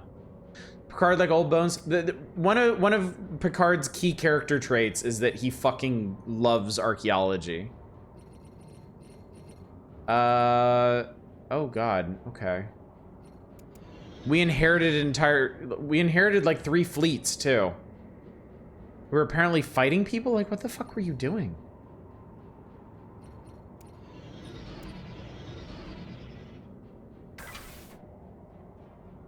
Okay, we have a construction ship now. Okay, so this is gonna take a little bit of time to figure out. We inherited another science ship. All right. Wow. Okay, so integrating another faction is kind of a big deal. Did that change anything in our government? We absorbed a civic. Forthcoming. So did that show up in victory? It did. Now we're in the lead with civics. Cool, okay. Cool, okay. That makes sense. So yeah, anyway, that's gonna do it for Star Trek Infinite for now. I am really enjoying this. I think this is really neat. We will talk more about streaming more of this in the future, but it doesn't feel like there's any pressing need to stay on this at the moment. So, with that in mind, we're gonna go back to the stated schedule, which means tomorrow night we are going to try No One Lives Under the Lighthouse, a creepy, slow burn horror adventure. Might get to some other stuff tomorrow, who knows. On Saturday, we'll be back to the Power Hours proper, now that Shadowrun is done. So, probably have some more Super Nintendo games and stuff to play in there. Who knows what we'll find, honestly. I don't even remember what's in the rest of the issue at this point. And then no stream on Sunday, and then Monday we'll be starting Homebody, which is a very recent horror game that I know precious little about. You can look up stuff about it if you're interested. So I'm actually gonna keep playing this. I'm going to send you all off to somebody to raid somebody, but I'm gonna keep playing this for a bit, at least until I wind down for bed. So let me go see who's up and about at the moment. Let me go see what's going on. All right, well. Why? Oh. Like, why is this always unmuted? I know why this is unmuted. I was actually watching something earlier. I believe I will send you over to Bassy tonight. Bassy is doing what y'all probably wanted me to do. Doing games and demos. Doing a bunch of Next Fest stuff. Looks like they're playing some pretty neat stuff at the moment. Let's go hang out with them for a bit.